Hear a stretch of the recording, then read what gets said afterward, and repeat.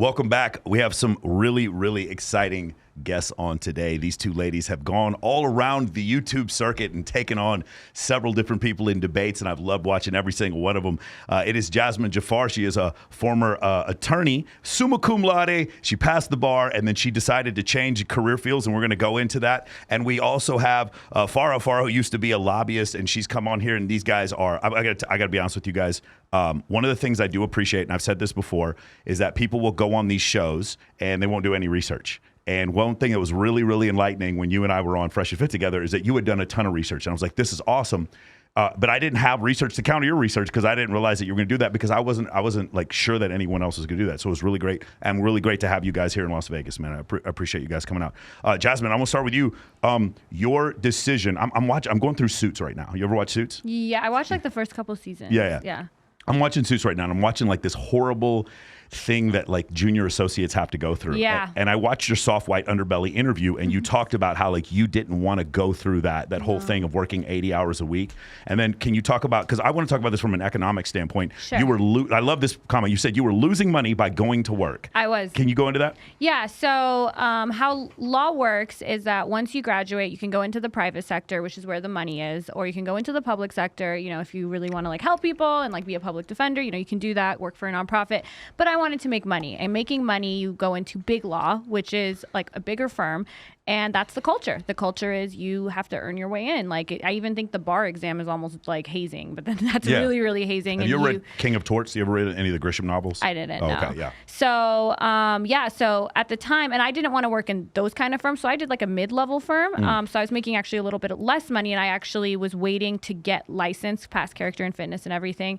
And I was going in every day, like, it's at least you have billable hours to meet. So, you know, like I was actually pretty lucky. My billable hours were 6.5 hours, but that's 6.5 hours of work. That's not like, oh, I'm talking to my so most people are there from like 8 to like 7 p.m. at least. And that's like good.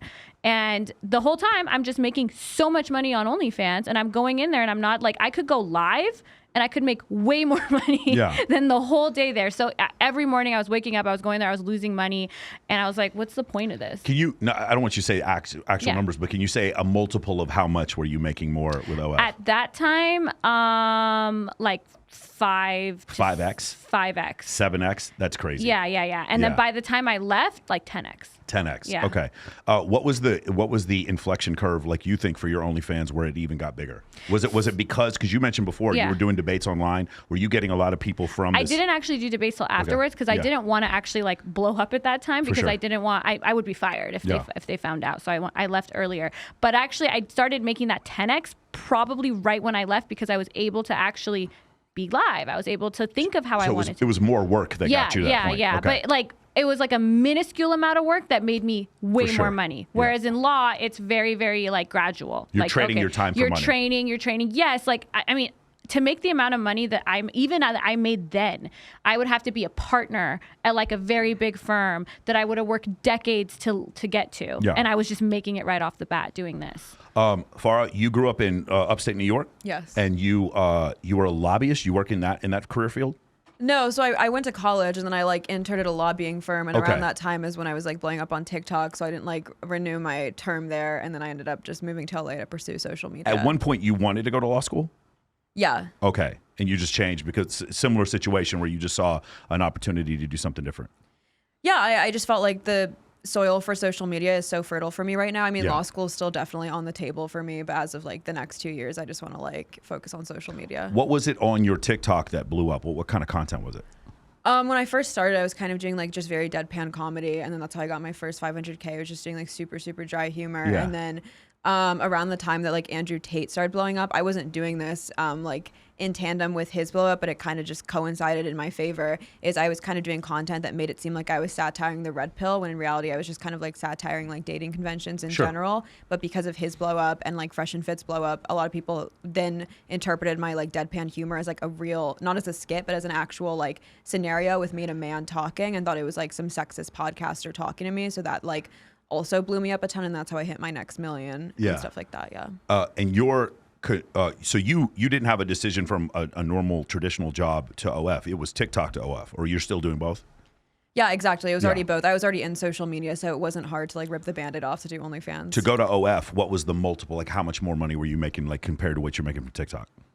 Ooh, definitely a lot more. Like, let's put it this way. I stopped taking brand deals after my first month on OnlyFans. Wow. And I was doing well on TikTok. Like, I was doing 6 figures from brand deals because my content was performing really well. Yeah.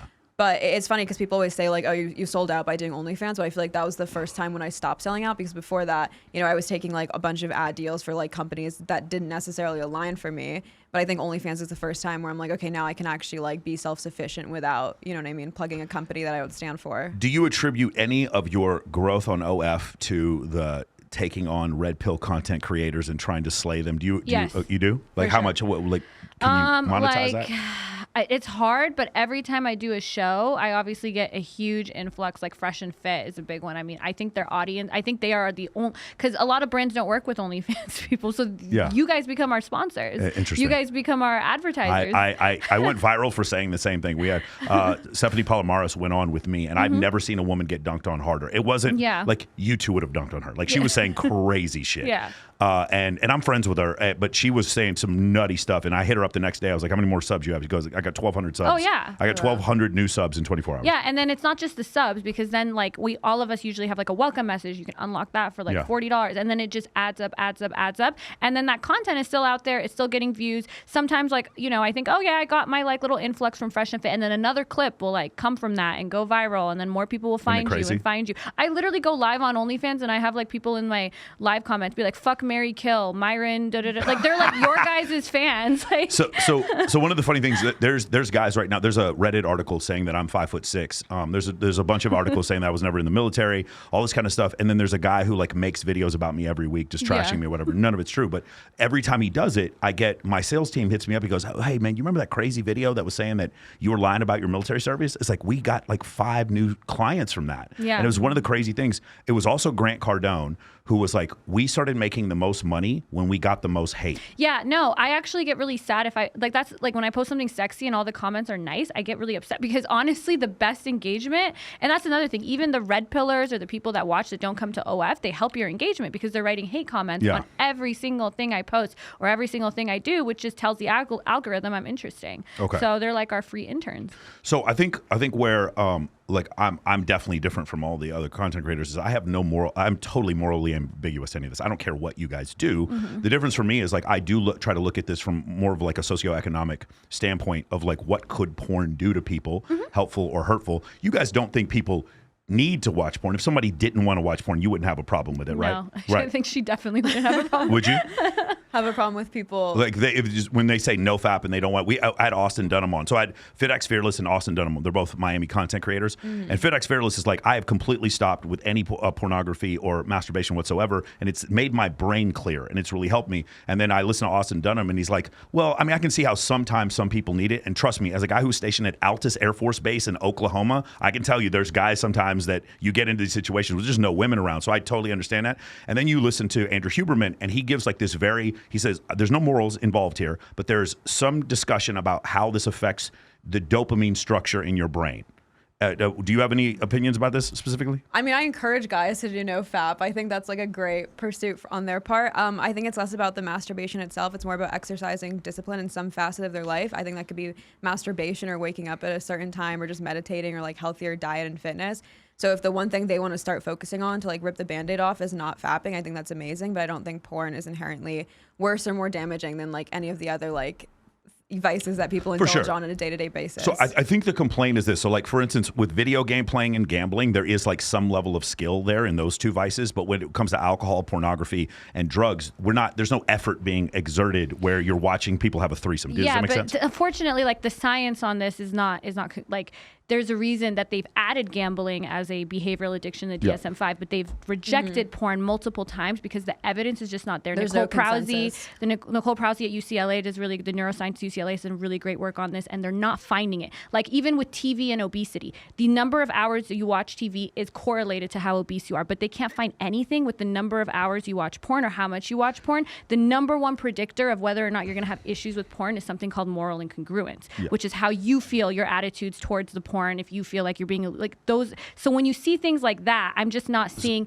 I wouldn't say it's good for you necessarily, but I don't think there's enough evidence to say that porn in moderation is bad for you. So the moral incongruence, you're talking about like the lieutenant governor of Tennessee who came out with LBGT legislation. Turns out that he's gay. You're talking about that level of moral incongruency? So what like the studies would be like, hey, like I feel like porn is morally bad. Like let's say you're religious and you're watching porn. So you're more likely to get addicted if you find it morally. Yeah, because addiction is just self-reported. Interesting. So what they found is that people who like, think about it. Like if you're not supposed to do it and you do it and then you're like, oh my God, I shouldn't have done it. And then you keep doing it. You're like, I'm addicted. I can't stop. But really you're just normal and you have a sex drive and you're like, and then they'll ask you like, do you feel like this is affecting your life? And they'll be like, yes, oh my God, it's affecting my life. But really, it's just because you have an issue with porn. So you're saying unreliable narrator. Yeah, I'm saying, not really. I'm saying that if you have an issue with porn, if you feel like it is moral, it's against your values or that it's diminishing you as a man or something, and then you do it, you're going to have more negative outcomes from doing it.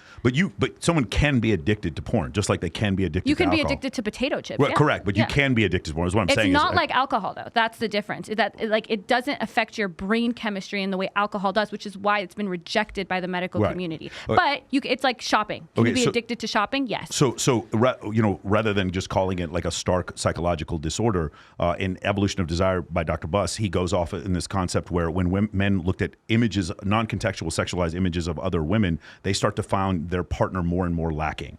And so it could cause a problem of you watching non-contextualized images of women that look like women who are never going to date you, doing things they will never do with you consistently, you putting in no effort in order to see these images, and then you getting a physiological response of dopamine, the highest level of dopamine from something like that, that could be damaging. It could, yes, but that's different than an addiction. Right. Oh, I'm not, we don't, it doesn't have to be addiction. I'm saying, could you be addicted? I'm not saying everyone's addicted, and I'm not here to morally like chastise pornography, but my point is like, I can still see how there is an issue. And whenever anybody tells me, hey man, I want to start eating better, whenever I want to start going to the gym, or I want to start watching pornography, I'm never going to tell them no. Hey man, I want to wake up in the morning and get 10 minutes of sunlight in my eyes because Dr. Huberman said so. I'm like, dude, go do it. Cold plunge, fuck yeah, go get it. Buy yourself a fucking Oura ring, do it.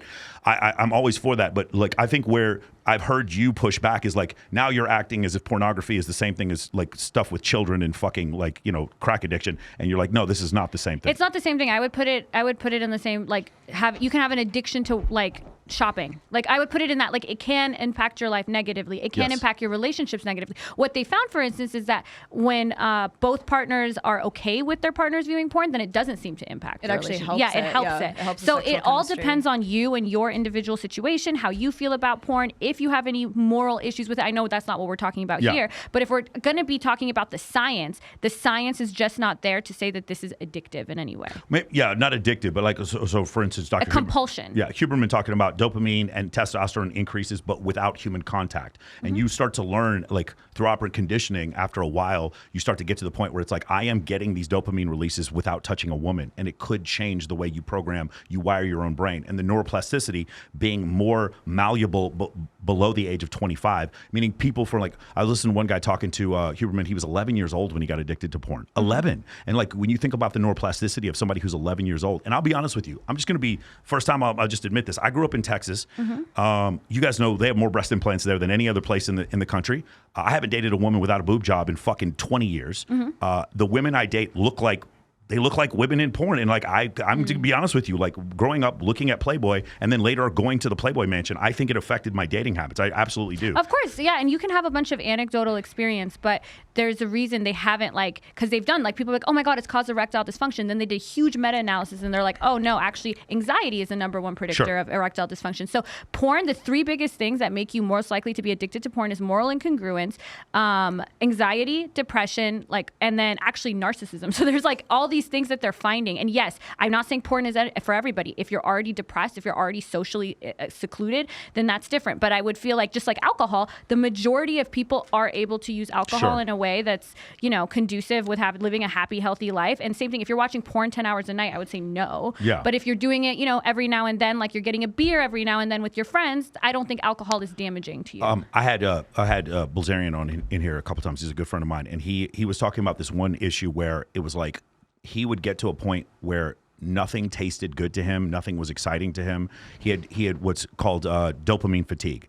He was realistically understanding that. And he told me, it was like, dude, I'm going to shave my beard and go work at fucking Walmart. Yeah. Like I'm gonna be worth $1 billion, and I'm gonna go work at Walmart to like reset my dopamine receptors. And it's like he got to that point. And I'm not just talking about pornography. Yeah, like Huberman when he says like, oh, you know, if you drink coffee before going to the gym, maybe stop it at some point so you can. Yeah, so I agree with all that. But pre-workout keeps getting harder. But that's harder not the way harder. people talk about porn addiction. People are like, oh my god, it's like fentanyl, and you. So I mean, I don't want to. You should cut into. Yeah. So I'm just trying to put it.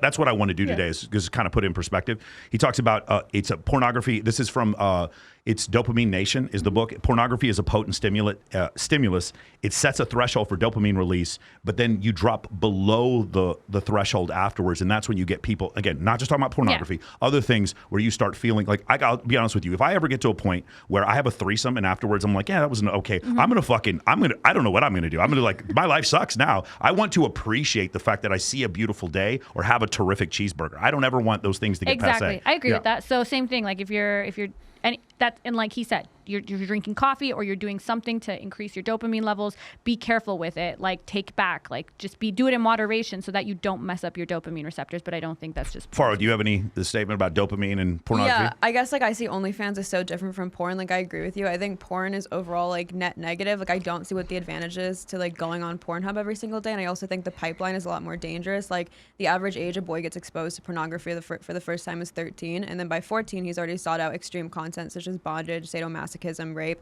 and then by college he's watching like gangbangs, anal, bondage, stuff like that. But versus on OnlyFans, they have like such strict limits on what you can post that's why I think OnlyFans is actually going to mitigate the chances of people going down that pipeline where they're getting desensitized to their partner, because by 14 you're not watching like rape porn or anal porn or like knife play or anything with blood or anything like that. So I don't think people should go on Pornhub. Okay, so here's the other thing. I had a bunch of girls in the studio and I asked them this question. So one of the issues is, do you think it's cheating if your boyfriend watched porn? And then most of them said no, they didn't think it was cheating. And then I said, do you think it's cheating if a man is like sending DMs to a girl on OnlyFans trying to get responses back? And it was like this really weird moral incongruency, because they were like, yeah, that would be way fucking worse. Can you guys see how that might be a little bit worse? Because it's not non-contextual anymore. It's contextual. Even though it's fake, even though he's really texting with a Filipino who's pretending to be you, it's my point is, can you see how that would be a lot worse? My litmus for cheating is not whether it's contextual or non-contextual. If my boyfriend is watching porn, that is not my boyfriend. That's my own double standard. Wow, so if your boyfriend watches porn at all, that's cheating. This porn, is so... strip clubs, leering for too long, Hooters, anything. My Instagram. This is so great. Following Jazmen, Jafar on Instagram. No, I'm just kidding. No. Jasmine, do you feel the same way? Is that cheating? For me, cheating is just what violates the boundaries of the relationship. Of course, so agreed. I think it's weird when these people, so maybe I just talk a lot and I'm annoying, but like I feel like when I date someone, I talk about everything. Like I'm like, oh, what makes you uncomfortable? What makes you I figure out the boundaries of our relationship really easily. So I'm not like sitting in a room like, oh, would that be cheating? What if he's doing this? And why do we just didn't talk about it? Like I feel like we have clear rules, what's okay and what's not okay. And I can see why a lot of people would cut the line there. And maybe I would be one of those people, but I don't think one is automatically cheating for everybody and one isn't. Yeah. Or, No, I'm just interested, like not just what Farha thinks is cheating, not everyone. Because like, for instance, I'll tell you, like there's a massive red pill dogma about, well, you're not supposed to have your girlfriend on OnlyFans or not OnlyFans, but on Instagram at all. And I'm like, my girlfriend's a world champion bikini model. She can be on Instagram all she wants. I don't really give a shit about that. That's not the issue. We have different lines. For me, and my girlfriend's not gonna like me saying this, but if I knew a girl and she had an OF and she wasn't even posing nude, like Caitlin Ronk or Kindly Myers, are two good friends of mine, I wouldn't have any moral problem with that whatsoever. I think the line for me would be sex with other men that aren't me. Okay, yeah. I think that would be that's a line that a lot of people have, Yeah. but some people might be like, oh no, the line for me is having an Instagram at all. Yeah. So it's different for everyone. I think we can say like, oh, this is the majority of people would fall into this bucket, but yeah. Yeah, I think that would be the issue. And that's where I see a lot. Like we have people come on the show that a lot of adult actresses will come on the show and they'll talk about a monogamous relationship they're in while they still film with other men. And so that's a boundary that they've created. And then the chat obviously comes in and calls their boyfriend a cuck. Like that's essentially what happens. And so there's an ambiguity there, because there's what's moral and then there's what's good for you. And you've made this perception before. Like I do think, like when we talk about eating cheeseburgers, that is not amoral, but it's not always good for you because of the sodium content. And so I think this is the same type of situation. When in Dr. Bussett, in his other book, When Men Behave Badly, he talks about 79% of the time when a woman cheats, she falls in love with her affair partner, and only 30% of the time for a man. And because of that, I've said it might be, it's slightly less deleterious, or maybe a lot less deleterious, if a man cheats than a woman cheats. Cheating is bad, regardless, but I think it's more reparable if a man does it than a woman does it. And so in a polyamorous relationship, what I've seen, again, this is anecdotal, what I've seen is that when a woman strays out and is like, hey, I'm going to have sex with multiple male partners, that is kind of the end of the relationship. And when a man does it, it's like he can come back to his wife and kids. And we see this with a 25% divorce rate with men filing for divorce 25% of the time and women filing for divorce 75% of the time. So I don't know what you guys think about that specifically. Go ahead. No, I was going to say, I think that proves to me that the divorce rate is pretty arbitrary if we're saying that it's not deleterious for a man to cheat while also then pretending that everything's good with his wife and kids. It definitely is deleterious. Okay, so the cheating is bad. My point is that I think it's more deleterious. I think it's actually more moral for the woman to cheat, and then like you're saying, if that correlates to then her being more likely to drop the relationship, that's better than living this like dishonest double life in which she's going back to her husband and kids while fucking another man on the side, which is what you're saying. The question wasn't about morality though. The question was about the end of the relationship, like whether or not the relationship's going to end. And by the way, that's where like the divorce attorney is going to argue with the trad con. So the 75% of women who are, or I think it was 70, maybe 75 now, who are the ones initiating divorce, they're doing so because they've moved on, or because a lot of them it's because the guy cheated. Yeah, for sure. No, I'm not saying that. I'm saying more likely it's outside of one standard deviation for women filing for divorce instead of men. Yeah, but but the reason for that I don't think has to do with the fact that they fell in love with their affair partner. Well, 70% of women, married women in a recent survey said that they have a backup partner in mind. And so it would indicate that women do like women are far less likely to be repartnered after a divorce though. Right, but they're also because women are less less interested in casual sex. Like women are less interested repartnered. So it doesn't just mean like sex, but like they are less likely to have another person within 2 years after they divorce, or even like ever, than men are. Well, got it.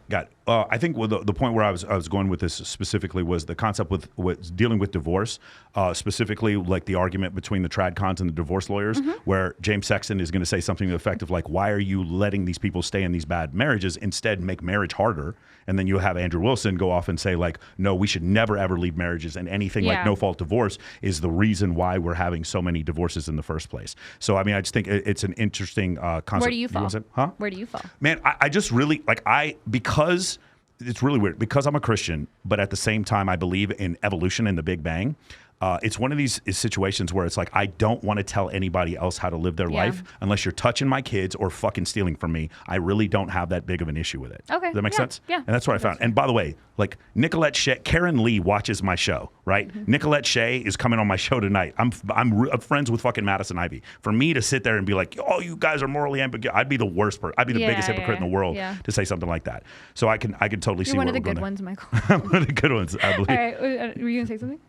Oh no, I just think women should initiate divorce more. Like I've heard that the cheating rate for male adultery is like 50%, and that's irregardless of whether the woman is a good partner. I don't think it's 50. I've heard 30. I've never heard 50. I've heard from David Buss actually it's 50%. That's across cultures though. Yeah, 50. In the United States, I've never heard 50. I've heard 50, and then it's like I said, it doesn't matter whether they're even happy with their partner or not. So I think that just shows to me, like especially red pillars and trad cons will typically attribute like cheating to whether 50% for what? Cheating for men? 50% of men cheating. 50% of male husbands cheating. Yeah. Interesting. Oh yeah, I've heard more. But I also know that sometimes like those are hard because they're all self-reported. Of course, yeah. That's a really difficult one to suss out. Let's talk about this real quick. I want to get into the concept because this was an argument that you had before about hypergamy, and so I don't want to state what you're saying incorrectly. You believe hypergamy exists, but it doesn't manifest in the dating scene, or it manifests less the further away we get from like a survival scenario. So, okay, the official definition of hyper. So it's weird because Fresh and Fit uses this. Yeah. They use some retard like, you like men taller than you. You're hypergamous. Like that's not what hypergamy is. They're stupid. It's like the status and the income thing that is starting to shift as time goes on. And also I would say that assorted mating or like mating people across has been what's happening, and it's still happening across cultures for a very long time. So that's my argument. So people who use like the dating app argument, oh my God, these people are getting all the swipes, or these people are doing this, or this idea of this rich guy going on and dating this CVS worker. It's not happening on like any scale, much less the scale that the red pillars pretend it is. Yes, it's more likely for a man to do it, but what's most likely is that he's just going to marry across. So just so we're clear, again, you believe hypergamy exists. You just don't think it manifests in the way. Does everybody want someone better than them? Yes. Probably, but men do too. Also, you had a debate. It's like, are men hypergamous? The men would be hypoandrous. Yeah. hyperandrous. Yeah, and so that's the correct word. hypogamy, Yeah, hyper, sorry, yeah. And you're saying women are homogamous. That's what the word would be. It would be dating across. Well, men are like everyone. Yes, if you can land someone way more attractive than you, way sexier than you, way more educated than you, both sides, you probably would want that. I don't think the argument was ever that men aren't hypergamous. Men are, clearly, but it's just to the same extent. Like when they are hypergamous, they're not replacing their wives. They may cheat, but they're not replacing their wives. I think that's what the argument was. Of course, men wanting more or wanting better, of course, like I wouldn't disagree with that. But the issue is when we go back to the thing we were talking about before, because I've had this discussion with Destiny before, and he keeps talking about the barista doesn't date the billionaire. Yeah. I agree with you. The barista doesn't date the billionaire. That's partially because there's way more baristas than billionaires. That has something to do with economics. But the other part is unmarried, low income, and unemployed or part-time employed men were more likely to have no sex within the past year than those with married or had higher income or had jobs. That is a manifestation of hypergamy in the real dating world. If you have lower income, you're more likely to not have sex. That is, but what it is, it's not hypergamy on the high end. I don't care about the guy who has a 50 body count. It's the guy at the low end with a 0 who's being discluded from the dating pool. Even Mack and Murphy says the bottom third of men are not allowed or not going to be able to participate in short-term mating. Do you understand what I'm saying? So you're saying that the bottom 30% of men in income are not? No. I'm sorry. So we can debate about the sexless men thing. And even I was listening to William Costello, and he was like, that's not really a good indicator about whether or not a man is good with women, because you have one guy who's married and had sex with his wife 400 times in a year and another guy who had sex one time in a year. Yeah. And they're both going to report the same thing. I think we talked about this on Fresh and Fit. It's funny that people use the 18 to, because 25 and up, the virgin rate is like less than 2%. Yeah, for sure. And we can talk about like, because again, I talked to Date Psych like in the last month about this, and the concept of where that number that everyone's seen from the Washington Post, where it goes from 12 to 18. Well, it's not wrong, but it corrects back. Yeah. There are a number of reasons. So there's a couple of things when it comes to that data. For those of you guys who want to check it out, you can go to Date Psych's Twitter, and you can see this. Is that Alexander guy? Yeah, Alexander Date Psych. So it goes up to 28%, and then it comes down. And then William Costello said it came down to 12%. I think a couple things. Either people are misreporting on the way up, or people are misreporting on the way down, or it was a function of like, because of the pandemic, men were so sexless that they approached more, or women because of the pandemic were more open to having sex. Because for you to lose 2/3 of sexless men in a year after but a lockdown, the 2/3 was also, I understand, but that 2/3 was also way different. So what's more likely, that it was like one thing, and then a crazy deviation, and it went back to kind of normal? You would say, oh, that 1 year is probably off, instead of saying, no, that was right. But it wasn't 1 year. It was a consistent up from the moment Tinder came on. Chris Williamson does a really great display of this. From the moment Tinder comes on, you see an inflection point in the number of sexless men that gets up to 2018. But Tinder hasn't even resulted. That's the thing. They've done studies where it's like, oh my God, look at all these swipes. Those swipes are leading to less than 8% of an increase in actual hookups. So people that like swipe on Tinder, and they actually, it's like the Chads on Tinder are only getting an 8%. It's not even that much. They're getting like an average of 2 more partners. Yeah. So you're back to the thing where we're talking about the guys at the top. I don't care about the guys at the top. I understand what you're saying, but in general, I'm a performance coach. The guys at the top are doing fine. They don't need my help. It's the guys at the bottom that I'm trying to help. And when it comes to this kind of stuff, when we talk about should you be watching pornography, could that help you from this getting out of this sexless range? And here's another thing. No, but then what I'm saying is that you would expect, since Tinder came on, that even average men are getting more partners. And if you wouldn't expect that. No, but my point is, like, if you're saying that it's changed it, and you're saying that girls now are not hooking up with a certain amount of men because of Tinder. Yeah, no, because what's happened is, again, remember the thing I talked to you about? When you show non-contextualized images of attractive women to men, they find their partner to be lacking. You do the same thing to women. If a woman is going to left swipe 600 times on men to go on one date, she starts in her mind to believe she's better than these men, or she could get some, or maybe even most of these men to commit to her when she could not. And what happens is she starts, again, 200 years ago, you and I would live in a tribe of a village of 150 people. Yeah. The hottest person we'd ever seen is the hottest person in our village. Yeah. But what happens is, if I'm Dan Bilzerian or if I'm the fucking stalker at Walmart, I see the same contextual images of women on social media. Okay. So my belief about what women should look like is the same. Even though Dan can get them and this guy can't get them, he still sees the same thing, which screws up his ability to discern what he can and cannot get. Pornography screws up for men, but for women, I feel like, and I have seen data on this, that dating apps, there's one of the guys who creates one of the dating apps, he's coming on my show and he was like, it's really bad what it does to women because it causes them to start to believe that they can just pass through all these men who some of them wouldn't commit. And then when they pick, but they're not having sex with, like, the men that they're picking, they're not even having sex regardless, with. Again, we're not talking about those guys at the top. So they're just sitting at home and not doing. So that's exactly what women are reporting. They said they're going on these dating apps for attention. A lot of them are saying that, and they're not going on dates at all. I've said this before. Dating apps and social media did not help more men get laid. It helped a few men at the top get a little bit laid, a little bit more, and it helped most men get like absolutely decimated when it comes to that. And I'm telling you this anecdotally because I've been at the Playboy Mansion in Bilzerian's house when he's having a party, and it's 17 girls for every guy, and these girls have boyfriends. I'm aware of what I'm seeing, but also statistically. But do you think that's like a normal setting? No, of course not. No. But whenever we take data points, I'm going to take the extreme and then work my way down. Okay. So when we talk about the extreme, when we look at dating apps, if 80% of men are deemed to be unattractive, 20% of men are deemed to be attractive, and only 4.5% of men are so attractive that women initiate and go after them, regardless of if those men at those top 4.5% of men are having 8% more sexual partners or how many more, the men at the bottom are suffering because of the comparison to the men at the top. Well, so you're saying, okay, we have this data and this is the reason. You're just saying that's no. But when we have men, they right swipe 5% of the time, and women right swipe 50%. Because you could say like, oh yeah, they're swiping on these 20% of men. How do you know that this is the reason that they're also less likely? Because the things that determine how likely you are to mate are like being better educated. These kinds of things. Okay. Is that just that doesn't go in with your but we're all just watching these men, and now we're just sitting at home not fucking anybody apparently. I'm not saying you're not fucking anyone. Yeah. It's the delta between who you were fucking before and after Tinder. What I'm saying is when you look at the numbers, there's a group of guys. I was reading some study where it was like the top 5% of men had like 35 sexual partners, and that had gone from 35 to 60. But like there's a larger group of men at the bottom who are having no sexual partners, meaning like hypergamy does exist. It is pushing things to the right. Now, not to the fact 20% of men having 80% of the women. No one said that. I don't know who not you, but people said that. Anyone who said that's ridiculous. That doesn't make any sense. That's obviously not true. Vast majority of people, men and women, are with one person. Like you look at every year, you look at it's like most people are just in relationships, and there's a very, very small percentage of men and women, and they usually are fucking each other, is what the data has shown. Because if you flip it, it also looks like 20% of women are fucking 80% of the men. What's really happening is 20% are fucking each other. Okay, so again, going back to Alexander. Okay, sorry, I don't want to jump in. Yeah, do you want to jump in here? Oh, I have a question. So you said 1/3 of men can't participate in short-term mating. It was McEnmurphy who said that. He said about 1/3 of men are not going to be able to participate in short-term mating, but they can in long-term.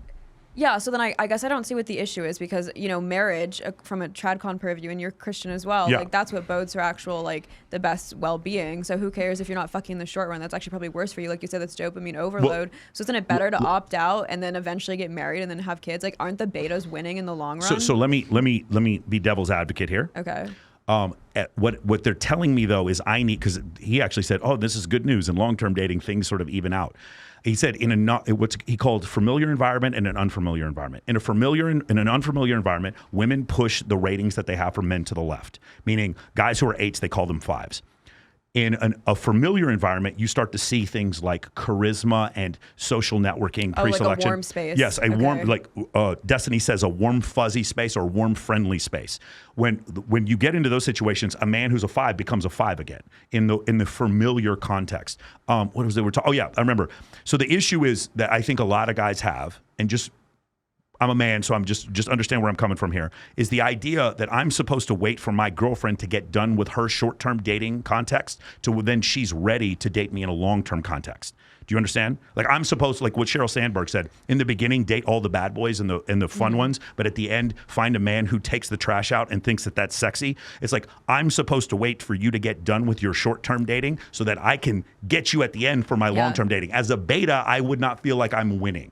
You're looking at it the wrong way. It's as if you're this solid person and she's just like going through her journey to become ready for you. You're also going through the journey to be ready for her. Like they're a beta for a reason, right? They're not working on themselves yet, so they're not even in a position to like bag that wife at that stage of life. So it's not like he's just sitting there waiting You for her. don't think maybe it's more like she's become less selective and she's more concerned with like his ability to garner resources than because what we are seeing. I mean, what is being successful evolutionary? Like, isn't the fact that betas are the majority? They're reproducing by like what is success here? So that it Isn't depends. that the most successful reproductive strategy then to be a beta? It depends on which time period we're talking about. So about 8,000 years ago, there were 17 women for every one man who was replicating. So that's extreme hypergamy. Men were killing other men. This is like near the beginning of the agricultural revolution. And then we have different periods throughout life where we see a lot more of it and a lot less. But what happened was encourage monogamy. Wait, you're saying that the 17 women to one man was all because, like you said, they're killing off. Like, well, what happened is women were actually sent off to different houses, whereas if you came and invaded a village, you'd kill all the brothers. Correct. Yeah. And if you so read, that's not hypergamy. If you read the Old Testament, well, okay, not hypergamy, but it is. Well, it kind of is, because what happened was because of the agricultural revolution.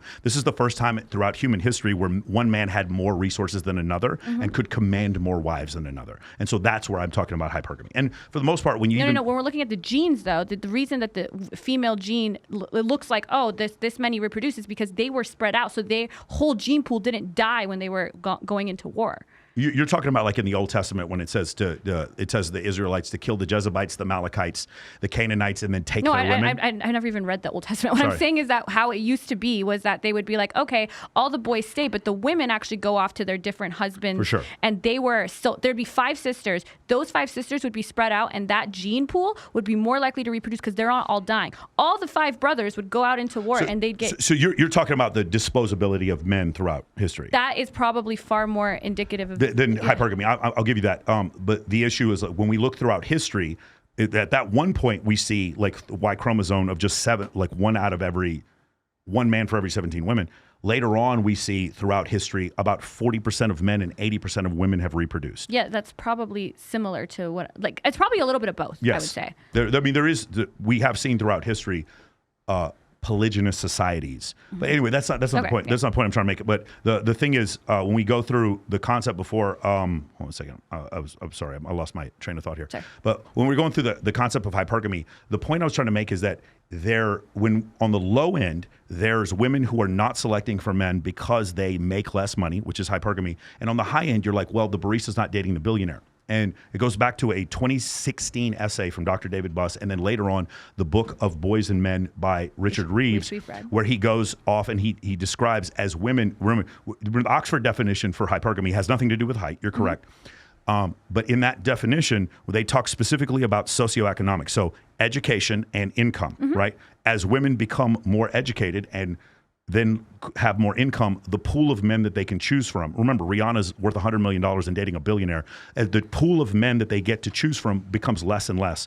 Those women are competing with other women who are as educated as them and women who are not as educated with them for those men who make more money and are more educated than them. Because of that, the reason why hypergamy does not manifest at the highest levels is a function of economics. No, but it doesn't mean, like, people typically, like I said, date across. Plus, there's a study, I think it's called, they're looking at all the different countries in Europe, and they're looking at education and income, and you can literally see as women become more educated, that goes down and down and down and down. Because when you make, and right now, almost half of U.S. households, the wife is making as much or more than the guy. So that's not a function of selection. That's look, if you survey women and you say, do you want a man who makes less than you? Of course. Like, they're going to say no. You're getting to my point. The point I'm trying to make is, as men comparatively make less money than women, of course, the obvious answer you're going to get is that 50% of households, you're going to have a woman making as much as a man.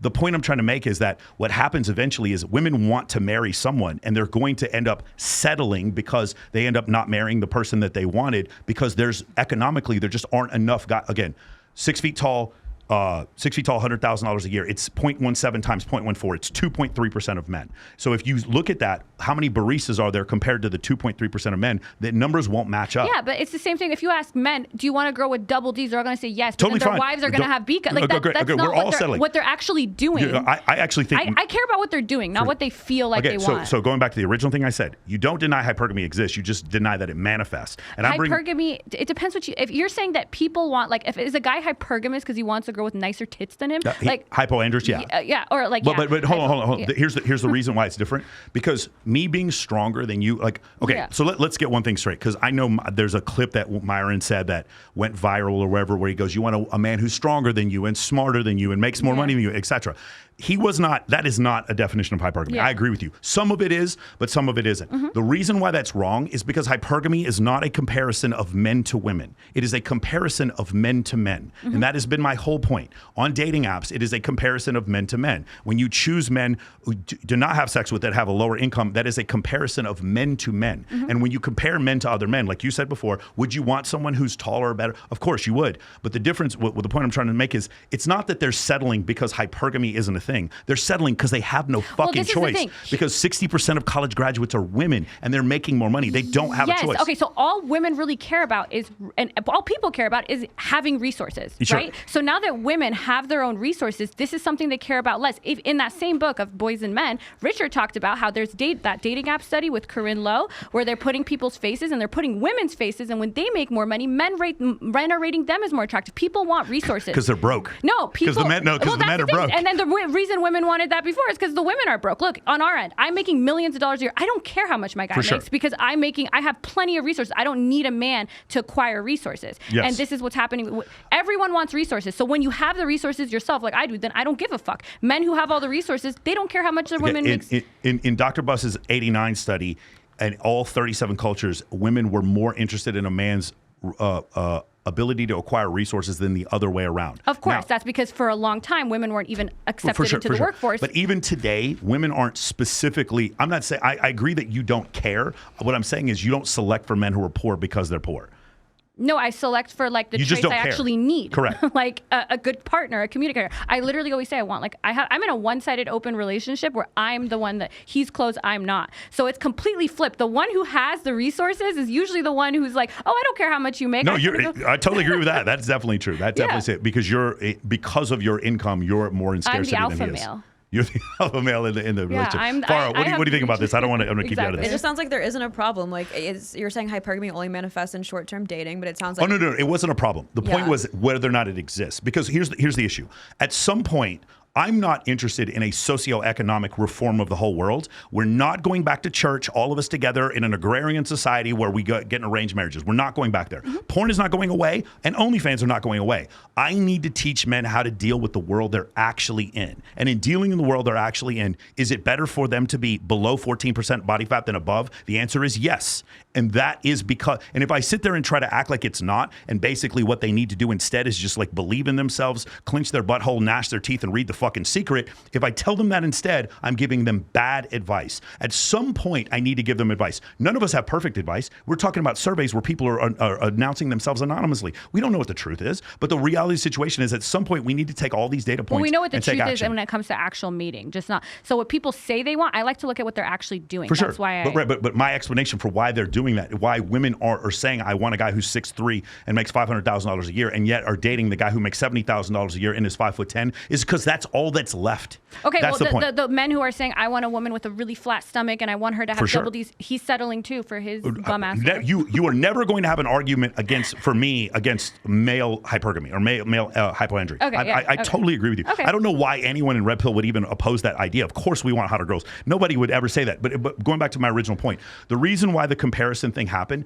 is because me being bigger and stronger than you actually helps in your survival. But you being bigger and stronger than me doesn't aid in mine. Yeah. But what we talked about before, double D tits and stuff like that, that does aid in my replication. Yeah, you see so what I'm saying? Everybody wants the best scenario for themselves, but I'm saying that as women are starting to, so would you say men are hypergamous now because they're broke looking at these photos and saying that women who make more money are more attractive? Because they are doing that. I'm not saying they aren't. I'm saying I don't know that that's them. I don't have guys. I don't hear a guy hypoandrous. Yeah, I don't have a bunch of guys coming in here and be like, man, y'all want a rich woman who's like fucking. Have you seen the videos of these guys in Nigeria like proposing to 70-year-old American women to try to get a green card? Have you seen this? No, I it's haven't fucking seen it. Look it up on TikTok. It's fucking crazy. crazy. And the women are like crying and these like fucking. Yeah, but you never see like at my law firm and stuff, there wasn't women gathering around like, oh my God, I just want a rich guy. Like we're all there making money. Like why would we sit there around like, oh, it just sucks. I just want a rich guy to make. Like, yeah, you're going to find that in bottle service girls and like your bikini competitions, but you're not going to find that. I think in general though, what we've seen is women do, it's not them sitting around the water cooler saying, I want a rich guy, but people do, like you said, want people with more resources. My issue was not that it was a problem. Hypergamy is an evolutionary adaptation. My issue was that it's real. And if it is real, then there needs to be some mechanism by which men can help other men improve. Yeah, but this is the difference. For a long time, the culture was that women don't work, women sit at home, blah, blah, blah. So obviously the male room is going to be, how do we make more money? And for a long time, for women to get resources, it was like, how can I find a guy who makes money, because she couldn't do it themselves. And as soon as it started changing, you are seeing that change manifest in society. Yeah. So to me, it's not that it's just, yeah, there may be, for a long time, this is how culture was set up, but as soon as culture is shifting, we're seeing that shift. So that shift should be part of the equation. Yes, everyone should make more money. If you're talking to girls and you're not teaching them how to make more money, you are shooting them in the foot too. We're just going two different ways to get to the same jump shot. Everyone should try to make more money. I agree with what you're saying. My point is that it is real, and that we should. You can't act. If I don't believe in gravity and I jump off a balcony, I'm still dead. And if you don't believe in hypergamy and you're a man, and there's a lot of people telling you to not believe in that, then what happens is you don't go to the gym, you don't read more books, you don't scale your business, you don't eat better, you don't get sunlight. So you're saying guys don't go to the gym because no one told them that girls like guys who go to the gym? No, guys don't go to the guys don't often will give up. You have seen studies where men are giving up on the dating market, but it's like they're giving up. Women. They're giving up in part because black pillars are telling them it's only your looks. Yeah. I disagree with that. Okay, so do I. I definitely agree with it too. I wouldn't have a performance coaching program if I didn't. So they're saying it's only your looks. So if I tell you it's only your looks, then fuck. Why am I going to read and go to the gym? Why am I actually going to go to? I'm 40 years old. Why am I going to go to a TRT doctor and figure out that I'm in the fucking 200s? What advice would you give an 18-year-old woman on her best chance of success in a long-term relationship? You would say go to college and make money, because those are the women. Sure. So I'd also say get married after 25. And I know a lot of the guys don't like when I say this, but like the reality situation is statistics show like there's a certain level of neuroplasticity that doesn't exist until you're 25. Yeah, I do agree with that concept. Going back to what I was saying before, we'll skip around here because there's another thing I want to go over, because there's so many data points here. The first time I met Destiny when we were on Fresh and Fit, he brought up the study about height. Okay, and we're going over, because I want to give 3 examples of how hypergamy actually does manifest in real life dating. The third one was this, and it was the concept that men at the short, there was a survey they did with 60,000 men, and on the short end of the survey, and I believe that's like 5'8", it was 9.4 sexual partners, and then on the high end, which I believe somewhere around like 6'1", 6'2", it was 12.3 sexual partners. And Destiny was like, hey man, that's only 3 bodies. And I get what he's saying, and if I had slept with 50 women, 3 bodies would not be a big deal. But if I've slept with 9 women, then 3 bodies, it's a 33% income increase. So if you were to ask, if you were to ask me, if you were to say again, Cindy Messon and Dr. Buss write a book called Why Women Have Sex, and they go over 237 reasons why women have sex with men. In those 237 reasons, let's just say of the attraction ones, there's 10 or 20 or 50. Height, income, physique, 6-pack abs, fucking access to resources, the ability to sing, perform on stage, bravery. There's so many different attributes that women can be attracted to for men, okay? If there's this many attributes, then no one attribute should count more than 10%, 15%, 30%. But we just showed that for men, they get a 33% increase in lifetime sexual partners because they're taller. That's actually more than I would have expected. I'm not focused on the number 3. That number 9.4 and that number 12.3. They're the averages of 60,000 different men.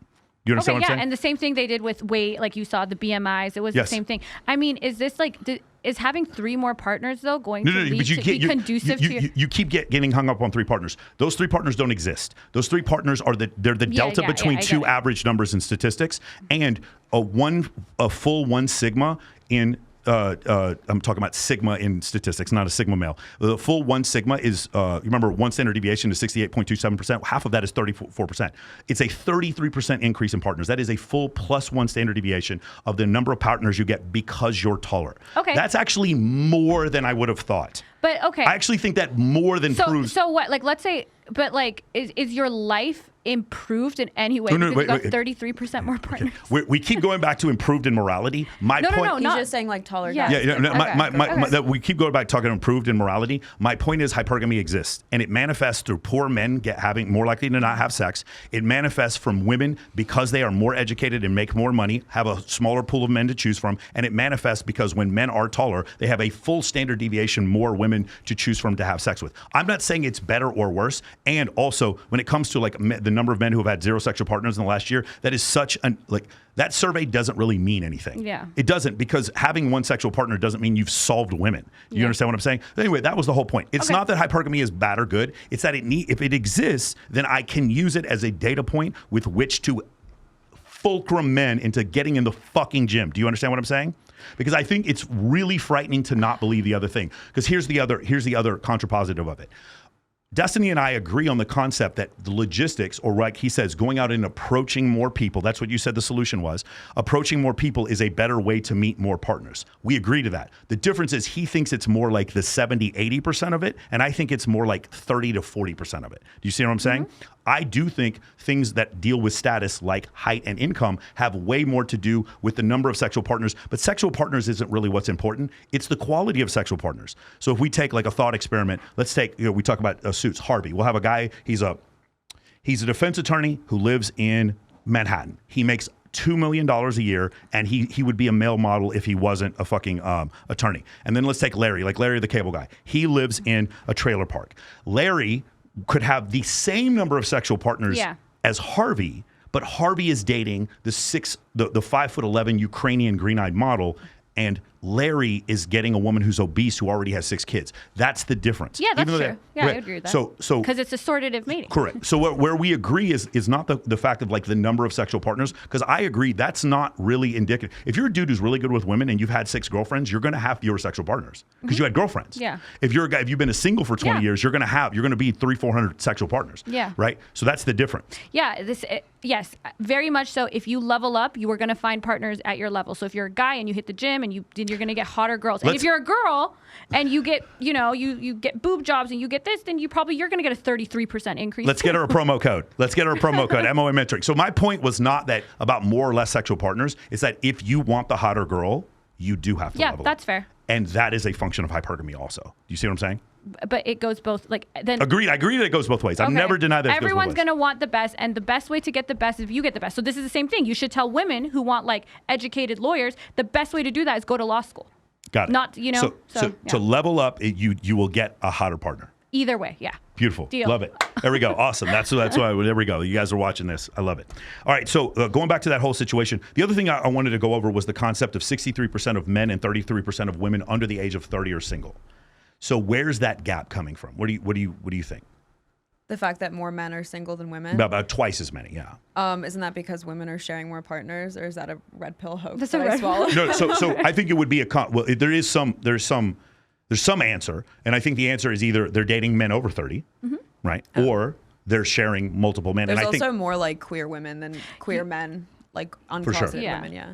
But it's interesting. Date Psych, I just saw this on Twitter this morning. I think I told you. It was he posted something that like 80% of women over 30 or something are also like in a this idea that women hit 30 and they hit the wall and they're not dating anymore. Where more of them are actually dating than or in a committed relationship than women. So here's the thing. This is the part where I'm gonna agree with you guys. This idea that because you did OnlyFans or you're over 30, that no one is there. The only thing growing faster than the OnlyFans economy is the simp economy. Like it is fucking exploding. Like the idea that there won't be anyone there for you when you're 33, if you're still really attractive, there are so many men that are down. If you don't believe me, look at the fucking heart eye emojis in every single model who post pictures. Like absolutely, men are desperate. That was part of my my rationale before when you did that debate with playing with fire, and he agrees with what I'm saying in this whole concept, which is the idea that these guys are like, oh, you guys are dirty 304s. And by the way, Rollo and I have never called a girl a 304. We have never called a girl a hoe. We have never called a girl a bitch, and we have never called a girl a slut on my podcast, not one time. In that situation, when guys are like, oh, she's a dirty 304, she's fatherless, and then no one will ever want her, I'm like, she might be fatherless, and she actually might be a prostitute. But the idea that no one's going to want her, if she's attractive, someone will want her. And part of the reason why that has to do with us getting further and further away from a survival scenario, meaning broad spectrum antibiotics, plastic surgery, better health care, and women being able to take care of themselves later and later on in life. Even though she may not be able to carry a child to term after the age of 40, she can still look really good at 33, 35, 38. And I think that's where the big difference is. Yeah, I would agree with that. And also, for a woman, what are you looking for? Like, if we're looking for a long-term partner, it depends if all you have to offer is your looks, yes, men care about that. But we are two women who, I have such a hard time. If I have an area where I have a hard time dating in, I want someone who's super funny, super witty, and they want a girl who's, that's literally how we date. I can't just sit there and stare at you as in my whole relationship. We have to talk, we have to have conversations, which is why you see, if you go and look at, the top lawyers that I maybe not the Las Vegas ones or the personal injury ones, or, they're stereotypes, but typically their wives aren't super hot, but they have they're best friends. They have a really good relationship. What are we prescribing for society here? If you want to your whole life see for both men and women, how many guys want you or how many girls can you get? But I'd love to find someone at 35 where I'm uglier, but we have the best time together. So let's consider it like this. How about for each gender, being attractive to the most people possible gives you the most options, and could possibly, if you're wise, meaning you're a man who doesn't only select for looks. Yeah. Have you guys seen? There's a Marine Corps guide that states, it's an official Marine Corps guide. It says the dangers of marrying an exotic dancer. No. It's an actual Marine Corps document. It's hilarious because it was an epidemic in the Marine Corps in the 70s, 80s, and 90s where men were marrying fucking strippers. But if we select for that, my point is this, right? You're right. We shouldn't just select for attractiveness, but isn't it better for an individual male, not all men in general, but an individual male to have more options with women? Yes. Not to sleep with, but in order for more of them to find him attractive. Yes, for sure. And I think this differs. I think super smart IQ college, whatever educated people are going to look for that trait more than attractiveness than I think people who run bikini competition. People are just different. But yes, obviously being attractive, being smart, being healthy, these are all good things, and they're going to help you attract good people, even friends. Yeah. I'm just curious, I just thought of this. Do you guys believe in the concept of beauty being objective or subjective? I think it's a mix of both. Okay. What do you think, Farha? I would say it's more subjective. It's more subjective? So I agree with you. It's more of a mix of both. I think there's subjectivity within objectivity, meaning whenever I've hosted 57 bikini competitions at this point, and when I come up there and I don't talk to the judges about who I think is going to win, I go to the other organizers and I'm like, this girl's getting first, this girl's getting second, this girl's getting third, and I'm always right. No, but here's the thing. But bikini competitions are also looking for, so what you just said, you're 5'11" Ukrainian model. None of the guys I know would want anything to do with that. That's what I mean. For instance, you were talking about fake tits. I have real tits, and the guys who like me love real tits. They think fake tits are gross. Probably guys think real tits are gross. So it's so subjective because look at hip hop music videos. They got the big booty, blah blah blah, women that look more like me, and then I don't look like a Ukrainian 5'11" model, and the guys who like me would be like, that's a 4, you're a 10, whereas maybe you'd say the opposite. So here's the thing. I talked to actually Dr. Buss when he came on my show about this specifically. And what he talks about is the things that are subjective are for instance, skin color, hair color, things like that, girls you see in hip hop videos, that kind of stuff. He said what is objective is hip to waist ratio, signs of youth, facial symmetry. That's not true though, because for instance, if you go to African societies, they prefer a bigger, they prefer more my waist to hip ratio. But you're proving my point. The hip to waist ratio one was 0.72 or higher. Yeah, but you have a higher than 0.72. No, but that's the difference. I would be more attractive in a POC country than in Britain. But what they found is for instance, they looked at Jamaica. I think it was somewhere in Africa where they had different preferences for face and they wanted more intense waist to hip ratio. Then they moved to UK, and over a few generations, they preferred a little bit less. So there is a big cultural component here. Correct. No, I agree with you. But what you're saying, I'm saying is 0.72 or greater, which you're saying the same thing I am. Because when we look at the hip to waist ratio that men find most attractive, and then we compare that, this is Gad Sad talked about this, professor from Concordia. Yeah. He said when we look at the hip to waist ratio that men found was most attractive, here's the crazy part. They did this with blind men also. They had blind men haptically design the hip to waist ratio they liked, that it equaled about 0.68 to 0.72. And when they looked at the fertility rates of women, the ones that were most fertile were 0.68 to 0.72. So you're saying there's a threshold, and then after the threshold, it becomes subjective, kind of, because you're saying at this. Correct. So kind of. What I'm saying is, so much, like even height, like 5'11", like every guy I know likes short girls. No, but actually for height, we didn't care. Like, for instance, whenever you do the delusional male calculator, the delusional female calculator, as men, we're just like height, and guys are like 4'11" to 6 feet tall. When guys get on these shows, like rate yourself on a scale of 1 to 10, like Cardi B, like might be disgusting to some people, and to some guys, she's like, so it's so, I think there's such a big subjective component. Also, if you look at history, like I made this point on the Whatever podcast, like if you look at like the statue of Aphrodite, which is like the god, like she looks like now people would like, she'd want to get plastic surgery. Okay, so there is some explanation for the reason of that, and that is because during times of famine, people preferred the images of fatter people. Does that make sense? Okay, sure, but I'm saying if you just look at like ancient Egypt, all these different things, there's some that they have like big noses. Right, but there's one where they showed a bunch of statues of thicker women in the 15th century, which was during the time of a fucking bubonic plague. Like there's, and you said before, the statue Aphrodite was only a thing during the No. What I'm saying is when during times of food scarcity, you would see, and then you talked about you said POC countries, right?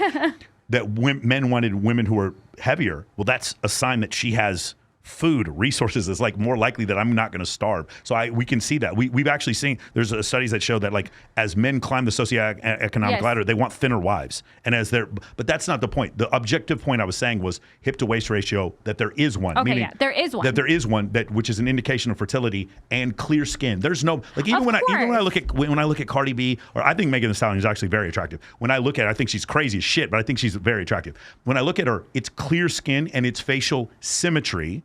Those things I don't think. Of course, yes. Obviously, acne versus, I'm not saying it's subjective whether people like are like. a dead body versus a living body. What I'm saying is that you put like a 5 foot tall Ukrainian model and you put a 5 foot thick, sexy Latina girl, and you're going to get men who think like that is but here's the difference. Hugely here's subjective. The difference, though. They'd sleep with both of them. Of course. Yes. But my point is, that's my point. So that's why I think this 1 to 10 thing that every red pill makes us do. Oh, no, I don't care. I don't care about the 1 to 10. Yeah. My point is, what I said is beauty is, there is subjectivity within the objectivity. Meaning, like, for instance, we'll do the same thing with flavors. You might like chocolate or vanilla ice cream, but you don't like chocolate or poop ice cream. You don't like because poop has sulfur smell in it.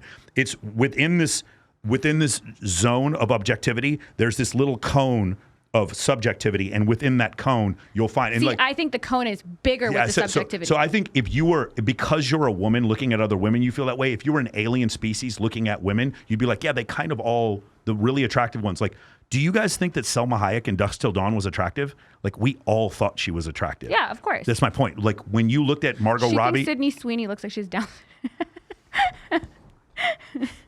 Shh. Yeah.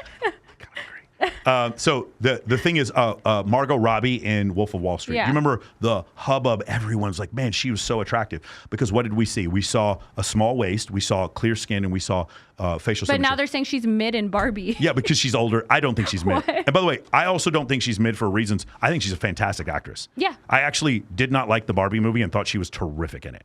I thought she was absolutely, like, she did really good. But doesn't that prove, like you just said, that, oh my God, this is like the beacon of beauty, but there was a whole controversy because your community was calling her mid. Okay, so let's do one other thing. I want to point this out really quick. Rollo Tomassi is one of my best friends. Yeah. I am not red pill. Not in the sense, I am only red pill in the sense that it is a derivative of the parts of red pill that are a derivative of evolutionary psychology. For instance, I think men and women can be friends, and I think sexual assault is vastly underreported. Like, there are parts where I don't agree with them in any way whatsoever. There's issues. I also don't think women are done at 30, but it is harder for you. Like, her reproductive runway is shorter when she's 30. Does that make sense? Yeah. I just look at it from a statistical standpoint. There's one other thing that you said, and I'm going to clip this and send this to William Costello. You mentioned something about David Buss being the red pill god. I want to make something absolutely clear, and I know you didn't mean it by this. David Buss bears zero responsibility for anything any of us say on these YouTube. Of course, yeah. Yes. Dr. Buss is an academician. I think you guys misinterpret him. I think that's more the case. Because you guys say things like, oh my gosh, yeah, David Buss says men like younger women, but then it's not like 30 years younger the way you guys Right, for sure. But what he does is he starts with data that shows that in societies, as men climb the socioeconomic ladder, the difference in age between them and their wives increases. He didn't say this is the difference difference between normative and descriptive. He didn't say it's a good thing.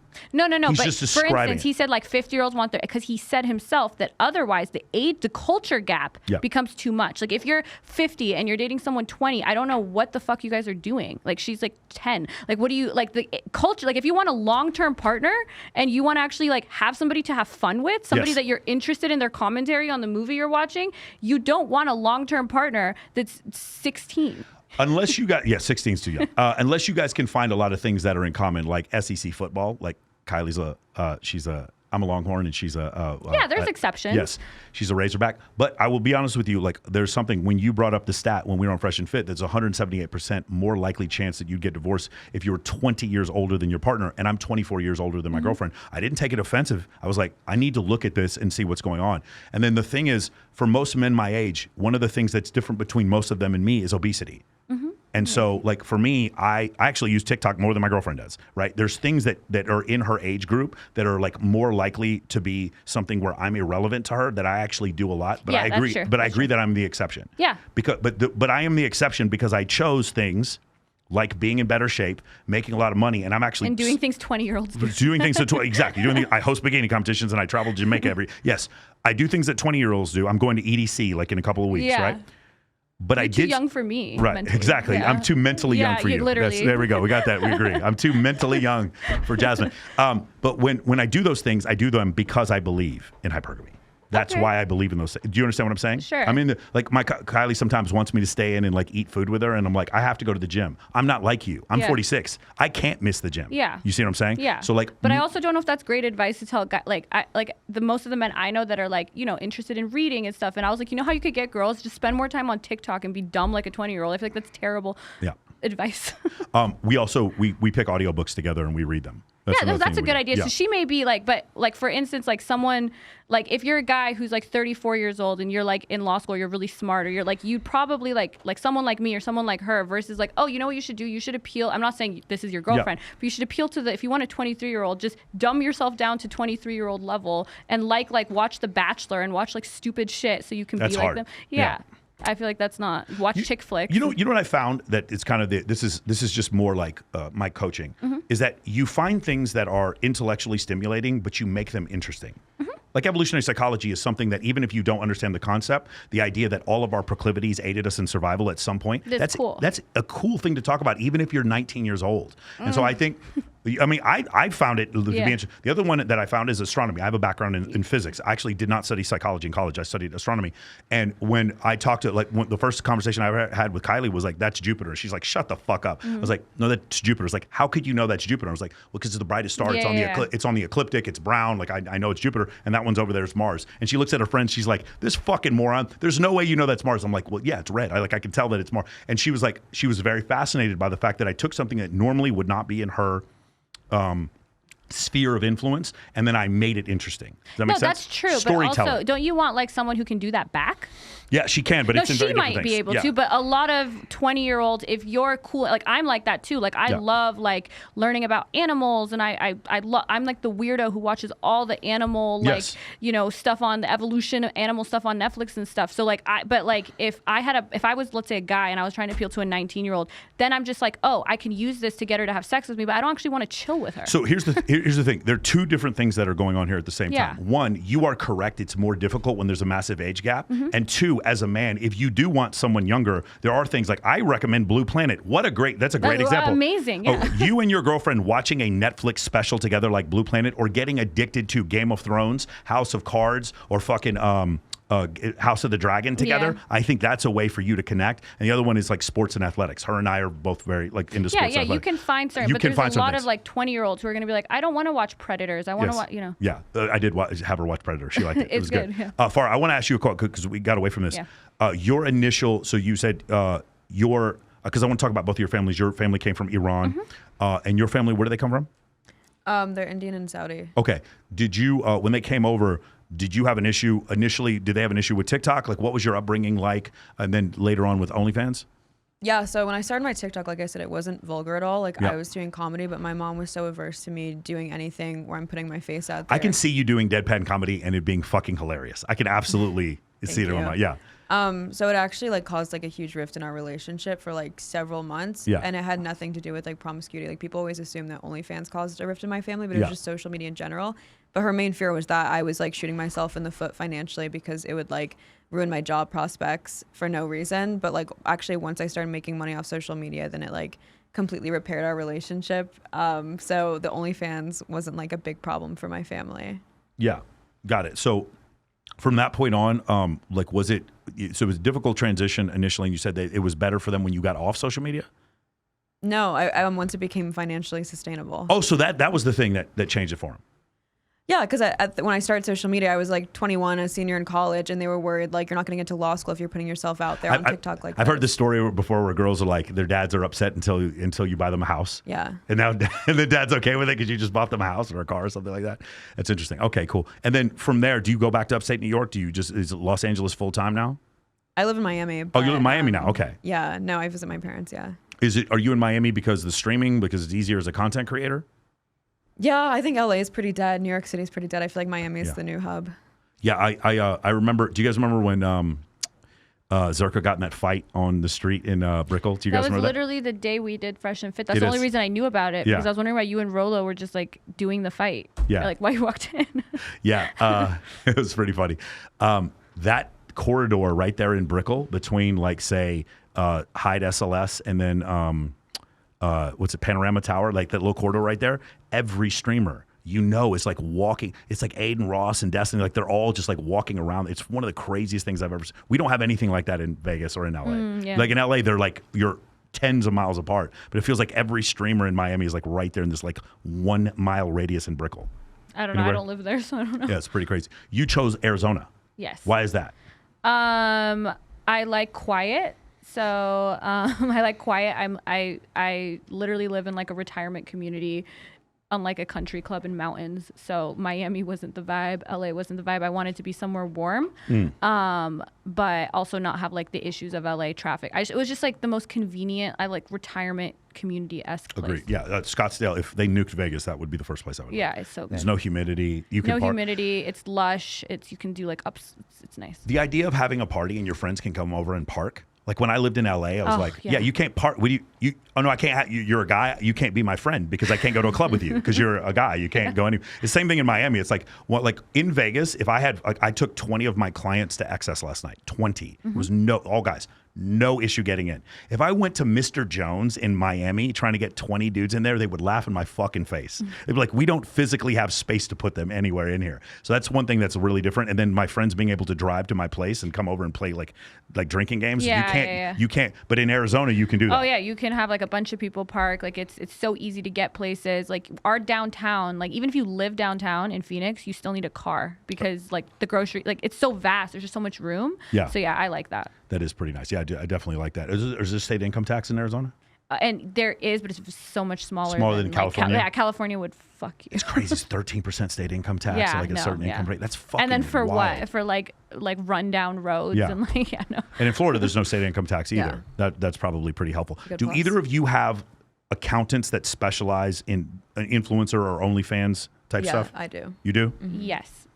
I don't know if he does like, I don't know if OnlyFans, but he does like content creation, like that kind of stuff. I was talking to a woman who came in here who talked about the shocking number of women on OF who aren't paying any taxes. Have you seen this? That's crazy. That gives me anxiety thinking about that. Have you heard this before? Have you met girls that are like this, heard of that this. they don't pay any taxes? I know a bunch of girls that they're like, I don't fucking pay taxes. They don't know how to pay taxes. I do know a lot of influencers who are like that.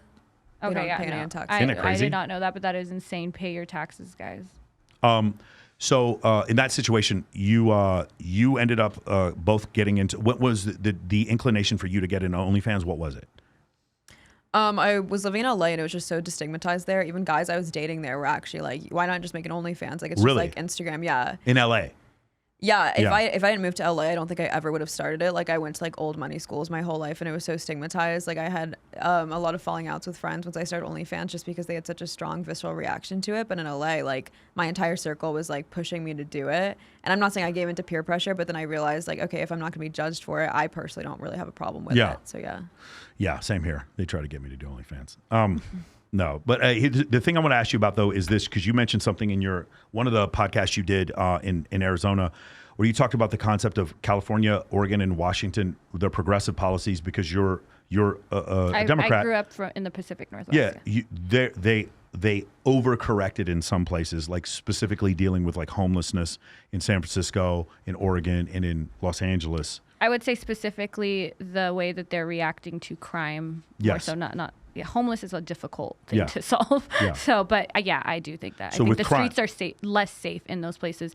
And I say this all the time, even being a Democrat, like I like living where I live because I know if someone breaks into my car, I can call the police and they'll come and they'll. It's not just that. You also have castle doctrine in Arizona. Oh, yeah. You can shoot someone if they break into your house. And in California, you're going to be tied up in litigation for 5 years. That's another difference. Yeah. Also, the idea you specifically talked about is shoplifting up to a certain point. Yeah. They weren't even going to prosecute. Yeah, I don't like and that. And like you can see, just not even from a Republican or Democrat standpoint, from an economic standpoint, that doesn't make any sense. Like you're going to have to prosecute. And you've seen certain stores, they've left Portland, they've left Seattle, and they've left San Francisco because they're like, there's no way to stop people from shoplifting. Yeah, I'm with you there. So it's too much of an overcorrection. Yes. The other thing is, I was looking at this article because I want to get into the concept of therapy and like whether or not it works. And this is the idea of the American Psychological Association labeled traditional masculinity as harmful, not toxic masculinity, traditional masculinity. Do you ever feel like when you're trying to make a point that sometimes the people on your side go a little too far with some of these things? Absolutely, yeah. Yeah. I think this is too far. The American Psychological Association should not be calling traditional masculinity harmful. They should be calling narcissism harmful. They should be calling different things like that. But like, do you ever feel like you're trying to make a point and your side goes a little bit too far? I feel like that, by the way, on my side all the time. Yeah. Well, I have a question. Well, what do they outline as traditional masculinity? You'd have to go through it, but it goes, the new guidelines for psychological practice with boys and men marks the first ever report published by the association aimed at helping the practitioners care for their male patients despite social forces that can harm mental health. So because if they're saying traditional masculinity, I think traditional masculinity is harmful for men if they believe that if they're not breadwinners, they're all losers. Like I think that is harmful. Okay, so let's talk about this because you brought this point up and I thought that was really interesting. The idea that we've clearly gotten to the idea where it's comfortable for a woman to be the breadwinner. Some women feel that way, some women don't. Although there was a survey that showed that women who were working full time, when asked, would you have preferred to be able to a stay-at-home mom and have a partner that could take care of you? 83% of the women said they would have preferred to have stayed home. These are women who are working. The idea, though, of men, the stay-at-home dad, the idea of the stay-at-home dad. The issue is when we're seeing things that constitute divorce, when a man loses his job or makes less money than a woman, that is one of the top 3 precipitators of divorce. And so when you say, this is something I've always said, I don't think all women have a burden of performance. I think some do. I think all men have a burden of performance unless you're incredibly good looking, wealthy, or famous. Men have more of a burden of performance. And telling men that they should change the way they feel. Like, I personally think so you disagree with Richard Reeves, for instance, on this because he's like a big proponent. Correct. But what I'm saying is in a vacuum, do I wish that's the way the world could be? Yes. In reality, do I think men can go around not having a burden of performance and think that they're going to be successful or find a mate? I don't. Moving their burden of performance. So like what Richard Reeves says, like getting men into different, like this idea, because the reality is the times aren't going back. Women now can choose men. They don't need them. And if you're basing your entire self-identity on being the breadwinner and these women are coming in outperforming you and I don't think that's where you should, your identity, your worth as a person should not, for men or women, be contingent upon, I have to be the breadwinner. I think internally your worth as a person can not be that, but externally, and maybe not a breadwinner, but you are going to have to perform as a man. Like, everyone has to support themselves somehow. Right. That's my point. Right, but some people can support themselves through having relationships with other people, and men in general, are not those people. What I'm saying is like this concept, and I was listening to Chris Williamson talk to William Costello about this whole idea. It's like exactly what you were saying. It's like, can men adopt this identity where they're not the problem solver, the breadwinner, etc., and then just be the stay-at-home dad? And the thing that both of them said was evolutionarily that doesn't make sense. That's going to be a very difficult sell for culture, for society in general, to accept the stay-at-home dad to the same set. Okay, so I do think that the majority of people, you're right. So the majority of women, but like let's say it's even 70-30. why not have a society where that 30% of men or even that 30% of women that don't want to be stay-at-home moms? Because you could also say the evolutionary role for a woman is to be at home, but a lot of women were miserable being at home. They don't want to. So there could be the opposite happening. You're right, and this is one of the places where Dr. Buss is misquoted. Dr. Buss talks about this concept that in the past men were the breadwinners, but it doesn't mean they have to be forever. Yeah, it's descriptive. It's not normative. But going back to what you said before, the issue is when men losing their job is a precipitator of divorce, what you're saying is men need to be more comfortable with the fact that they're not going to be the breadwinner because they're not going to college as much and they're not making as much money. And my response is, I think they need to level up still. I actually think the burden of performance on them has increased. And I think the number of sexless men, that they don't want to fall into that category. The fact that as a man makes less money, he's more likely to go without sex for a year. True. But for instance, that's not what I'm saying. I'm not saying if you lose your job, just sit at home and just love yourself and eat ice cream. But what Richard, the getting more men into heal, health, education, administrative work, literacy, change the kind, this. The problem specifically with literacy, in education, is it just pays less money than being an engineer. And women, he talks about this too, women are not becoming garbage truck collectors and working in sewers to replace men. So men are still women are not going in droves to become plumbers. But women are going into STEM, and so there should correct. be some men. And I think he did talk about that study where it shows right now, let's say there's 15% of women engineers and 15 male nurses. But if people were free to choose, I forgot who the economist was who did this. If people were just free to choose without any stigma, it would be 30% and 30%. For sure. So even that 15% in each direction would make society better. What I think is the difference, though, is a male nurse makes money. Yeah, that's fine. And female educators don't. And the problem is with some of those fields, I agree. The thing with STEM is science, technology, engineering, and mathematics. I'm going to make a lot of money, or I potentially could. Yeah. In literacy, it's going to be real fucking hard unless I'm a tenured professor. Yeah, I see it. But he went through, I think you read it, you remember, he went through and he talks about how actually a lot of those jobs in the heal world do make money. And a lot of times it is that stigma. It is a stigma, yeah. Dude, male nurses, I'm going to be honest with you. You want to hook up with a bunch of chicks, a male nurse, a heterosexual male nurse, I can't even imagine. You're on a floor with 40 women and 2 dudes. I cannot fucking imagine how good that would be, or how advantageous that would be. The other issue, so going back to this thing before, I actually do want to talk about this concept, and that is with OnlyFans. One of the things that can happen is, number one, we talked about women can take better care of themselves. You see women going to Turkey and getting new noses. All my friends, they have all the same nose. They all went to this one fucking doctor in Istanbul, and they all came back and they all have the same nose, right? They all have the Kim Kardashian's nose. There's this idea of these things that can prolong their physical attractiveness later on in life. But there's other things. Do you guys remember Coconut Kitty 143? No. She's an influencer who would use FaceApp to put the 12-year-old filter on her face. I saw a story about it. So she had a porn star body, but she had a 12-year-old's face, right? And that's an extreme example. She ended up taking her own life, unfortunately. Yeah. But the less extreme example is the girl who goes and uses Facetune and snatches her waist, and then goes and uses stunning level 3 and changes her complexion, etc. It pushes it to a certain level to where girls don't even have to look like their photos, but the danger of that is the next level up, and you talked about this before, were deep fakes and artificial intelligence. If I were to take AI images, renderings of you, I would have to pay you. Legally, I would. If I were to take AI renderings of you, I would have to pay you. If I took the two of your faces and amalgamated them together, I don't have to pay you anymore. That's where things get really weird. And do you think that could be something extremely disruptive when it comes to OnlyFans?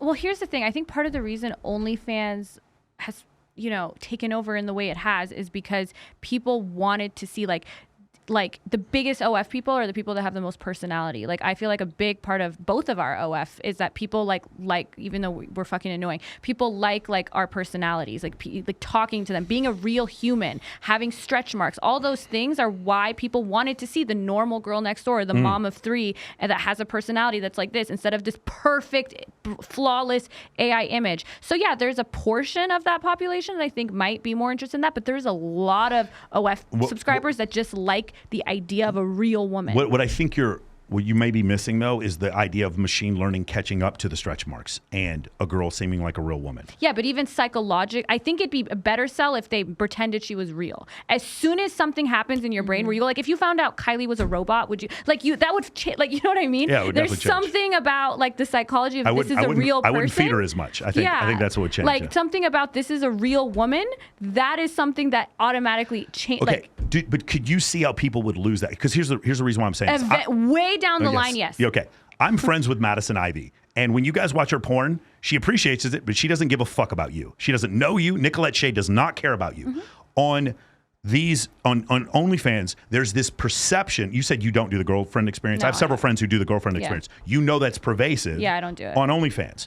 Men wanting a contextual relationship with a woman who does not even know who they are, and they're not even messaging her. Let's be real. Look, here's one thing. Mine do. Okay. But let's talk about this. Actually, I'm getting off topic here. The concept, you as an attorney, of the Federal Trade Commission bringing a suit against OnlyFans because so many of these content creators are saying you're talking to me, but you're talking to an account manager in the Philippines. I agree. I completely agree with that. I think it's fraud. But you understand. Yes. I think it's wrong. I don't do it. But you could see a class action lawsuit coming later on. I actually, that was the first thing I thought. I was like, how is this allowed? Yeah.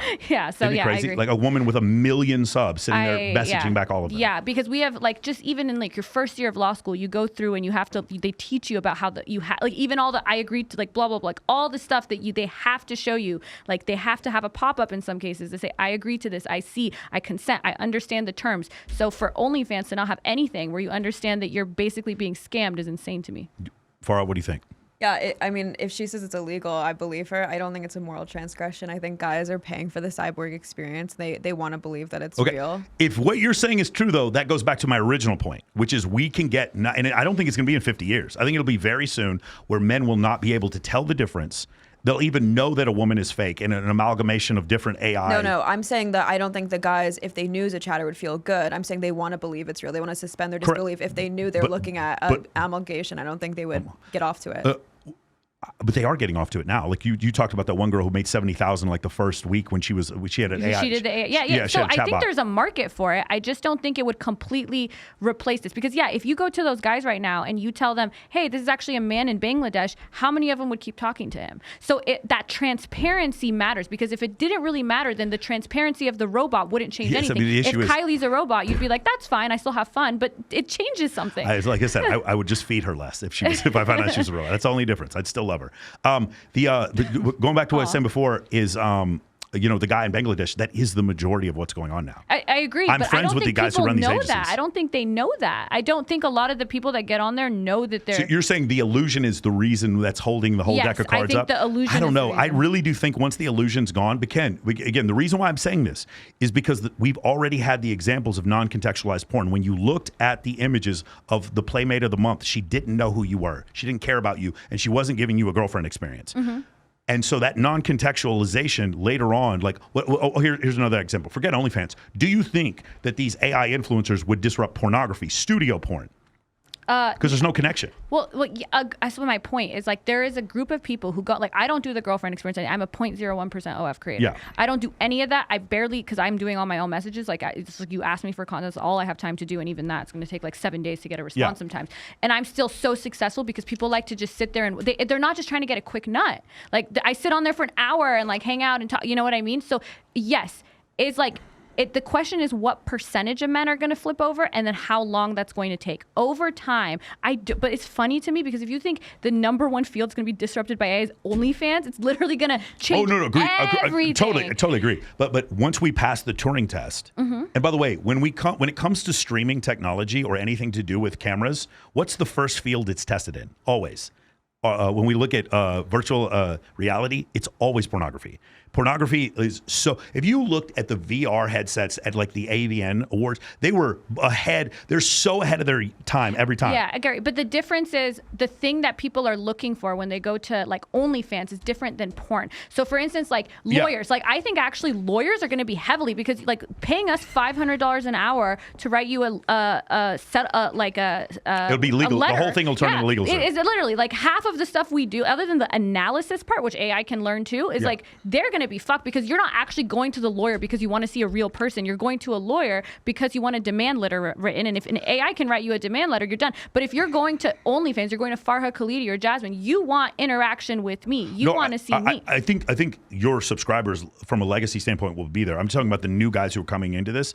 The other thing is, I've talked about this before. If you've ever read The Singularity is Nearby Ray Kurzweil. He talks about at the end of the idea of men eventually having sex with robots. Is like it's an inevitability, because what'll happen is you and I will think it's fucking weird. But when you're 16 and you don't know any different, and you're a virgin, you're going to get to a point where like, I'm going to go talk to Farha in a bar and she's going to be like, hey, nice to meet you, and walk the fuck off and be like, I'm going to go fuck my robot. Fuck this girl. I can't believe she talked to me like that. Yeah. And I think we're going to get to that point really quickly. Well, we're all going to, like that whole, it's the status quo bias, Yes. right? So like, yeah, everyone's like, oh, if you could enter a simulation right now and lose your whole life, but your life will be better, would you do it? We'd all say no, because we're so attached to this. But what at if a we're certain already in a point, simulation? Yeah, and then it's like, would you leave and go to your real life? We'd all say no, because we all like what we know. So yeah, down the line, we're going to like, I just think we're all going to be like, it's going to be so different than anything we can possibly imagine that it's almost weird to try to guess what's going to happen. What you're saying is it's going to be disruptive to OF, everything. but it's going to be disruptive to the everything. world. Got it. Yeah. Agreed. It would definitely be disruptive like to the entire world. every life as you know it is going to, by the time our stuff changes, everything I have changes. a friend of mine, and he's putting out a course, and his whole VSL is done through HeyGen, and it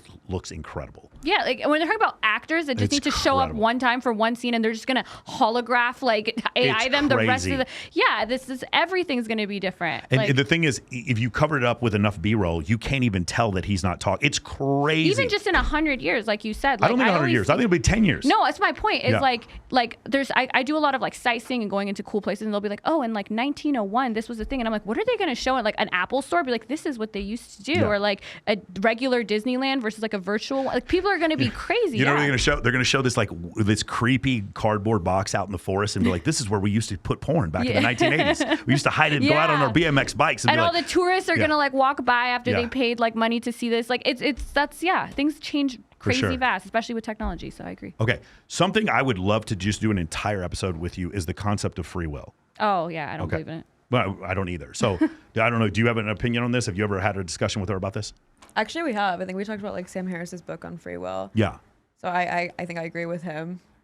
I haven't read Sam Harris's book. What does he It's believe? the really, really small one. It's just called Free Will. Is it Robert or Richard Saplinski? Robert Saplinski, I think, just came out with that book, Determined. That's the one I'm reading now. It's really good. It's like a longer version of that. Okay, so the argument against free will, I'm just going to bring it up because a lot of people are like, what the fuck are you talking about? It's like, you think that you have choices, but your choices all fit within a small, narrow range that aided in your survival somewhere down the line.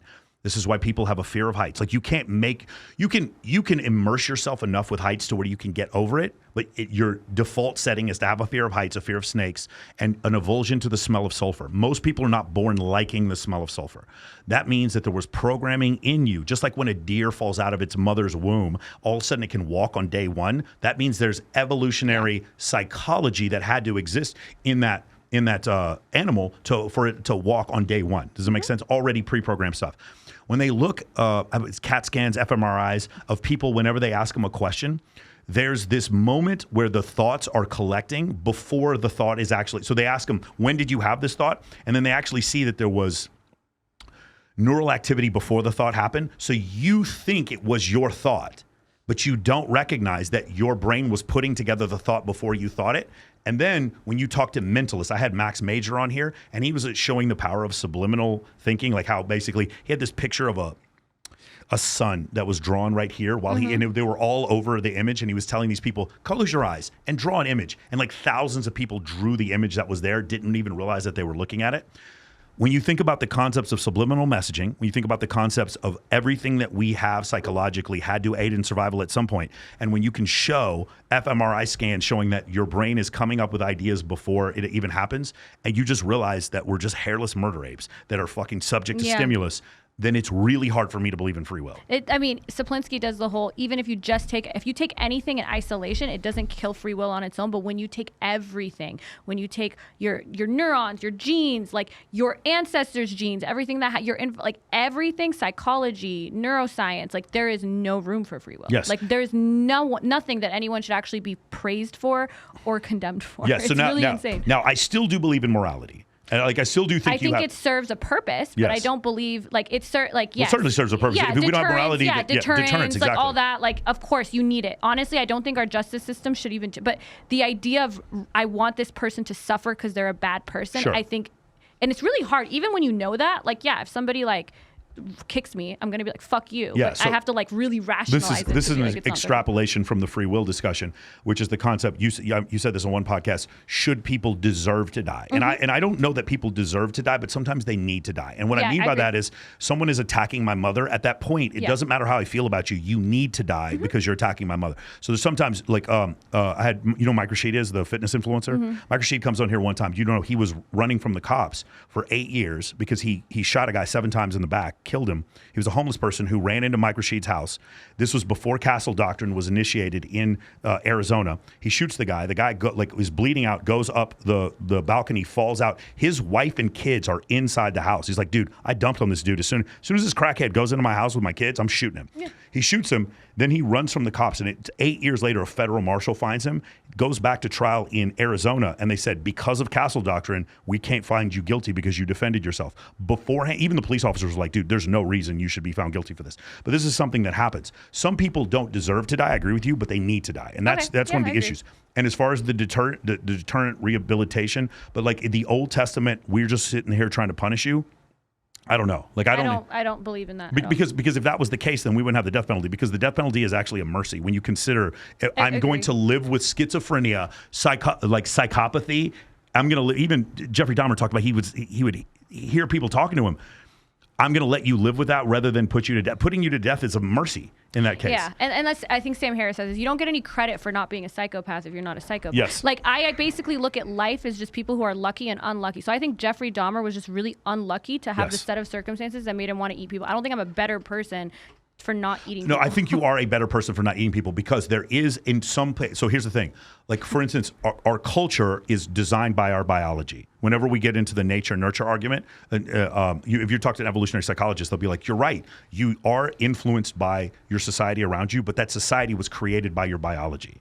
Does that make sense? Yeah, but your biology. So I think Saplinski does a really great job because he's funny. He uses that experiment with the buttons and they tell you, and then he goes, okay, but the problem is people are just looking at, that 20 seconds before. Then you look at a few minutes before. Yeah. Then you look at a few hours before. He talks about like the hungry judge phenomenon. Yeah. The number one predictor of the type of sentence you get is how hungry the judge. It's so many things are affecting so that you have no control over. That to ever look at someone, like, it depends what you mean by better person, but I don't think anybody was. I think a bad person is just really an unlucky person. I think so. Here's what you would do. Here's how I would say because of my biology and my culture, the three of us in this room can probably most people we know, it's like, are we doing things for the betterment or the detriment of society? But you can't control if you're going to do either one. But let's just take that statement on its face and then just say, okay, nuclear war. It's probably not helpful to society. Well, we can agree on that. Okay. So we can start with some level of baseline. We're like, okay, we know children are very impressionable. Touching them in any kind of sexual manner before a certain age, we can probably all agree that's probably something. So we can start to narrow and chisel away, like within the society that we've created through our biology, there's this window of things that we should find acceptable. Now, you as a Democrat and me as a Republican, we can find very different things because of my belief in God and your atheism, whatever. But my point is, so we start with that point and then we start moving closer and closer. And then we get to basic things like you shouldn't steal, you shouldn't lie, and you shouldn't murder people. Yeah, and then there's from two that, questions, right? There is like so like, for instance, Sam Harris, the same person, he does the well-being, he did in the moral landscape. Like, what's good is just well-being, right? Yeah. You can say that, but the question is moral condemnation. There is probably a useful, like, reason for, like you said, like deterrence, whatever, but I don't believe anybody is actually like responsible for being a quote unquote bad person. I think it depends on how you define responsible. Yeah, okay. If you extrapolate it back to its origin, you are correct. Like, none of us are responsible. But if you take it a little bit further, you're like, okay, here's the thing. We let you live. Yeah. We gave you life. The world gave you life. Yeah. You live in this society. The society has taken care of you, bred you to all these different kind of things. And in so you, because of the Magna Carta, the man making arrangements with other man to govern themselves. At some point, you have to say, within the society, I need to stay within these bounds, or they have the right to take. Of course, me out. Yeah. That's why I said the system, with free will or without free will, the justice system, maybe not every part of it, but largely looks the same, unfortunately. Yeah. It's just, you're unlucky. You're unlucky if you went and molested little kids and now you're in prison, because I don't think you chose that. Right. But also, sorry, you got to be fucked for that now. Yeah.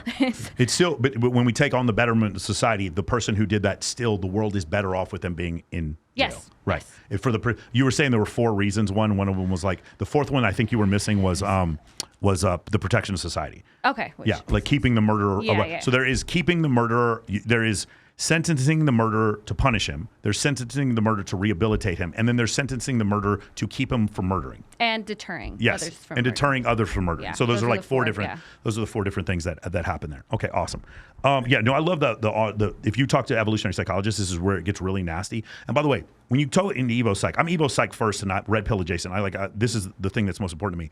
When you talk to them, one of the issues they have, and Gadsad put this so succinctly, he said, people on the left do not like the concept of innate sex differences. And you don't seem to have any problem with that. No. But you've seen people on your side of the aisle that have serious problems with innate sex differences.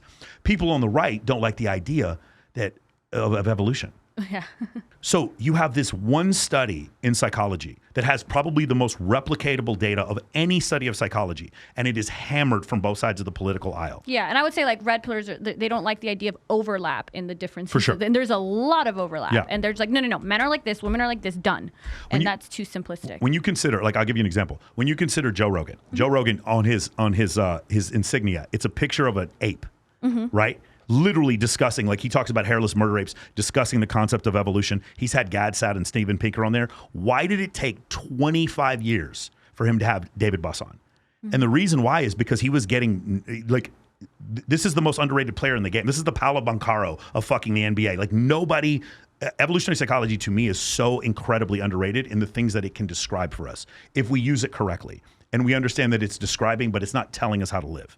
I think that's the issue. Yeah. And also just realizing that that's one piece of it, and it's not the strong, because unfortunately it's bottom, it's what is it, top, because you can't do like a study, right? So it's not as solid. Oh, you're talking about because I can't look at what Genghis Khan actually did. No. What I'm saying is that evolution, I think, is at the center of almost everything we do, but it's very, very hard to study actually because you can't have like a control group. You can't have like you're literally looking at, okay, why do we have a pinky? I don't know, and then you're coming up with all these different are we monogamous or are we okay? Well, we could look at body dimorphism. We could look at different things. We could look at ball size and this, and we could say we're maybe in the middle, but we can't actually know because we can't do a control group. We can't do a study. We can't have a sample size. We can't have a peer reviewed. So the thing, it's a lot of guessing. You can't have it peer reviewed. And the thing, like for instance, when it comes to parental investment hypothesis, this is a concept in evolutionary psychology where in any two gender species, the gender that has more parental investment is always the more selective of the two genders. And there is no exception to this. Yeah. Okay, so in that case, this is evolutionary psychology.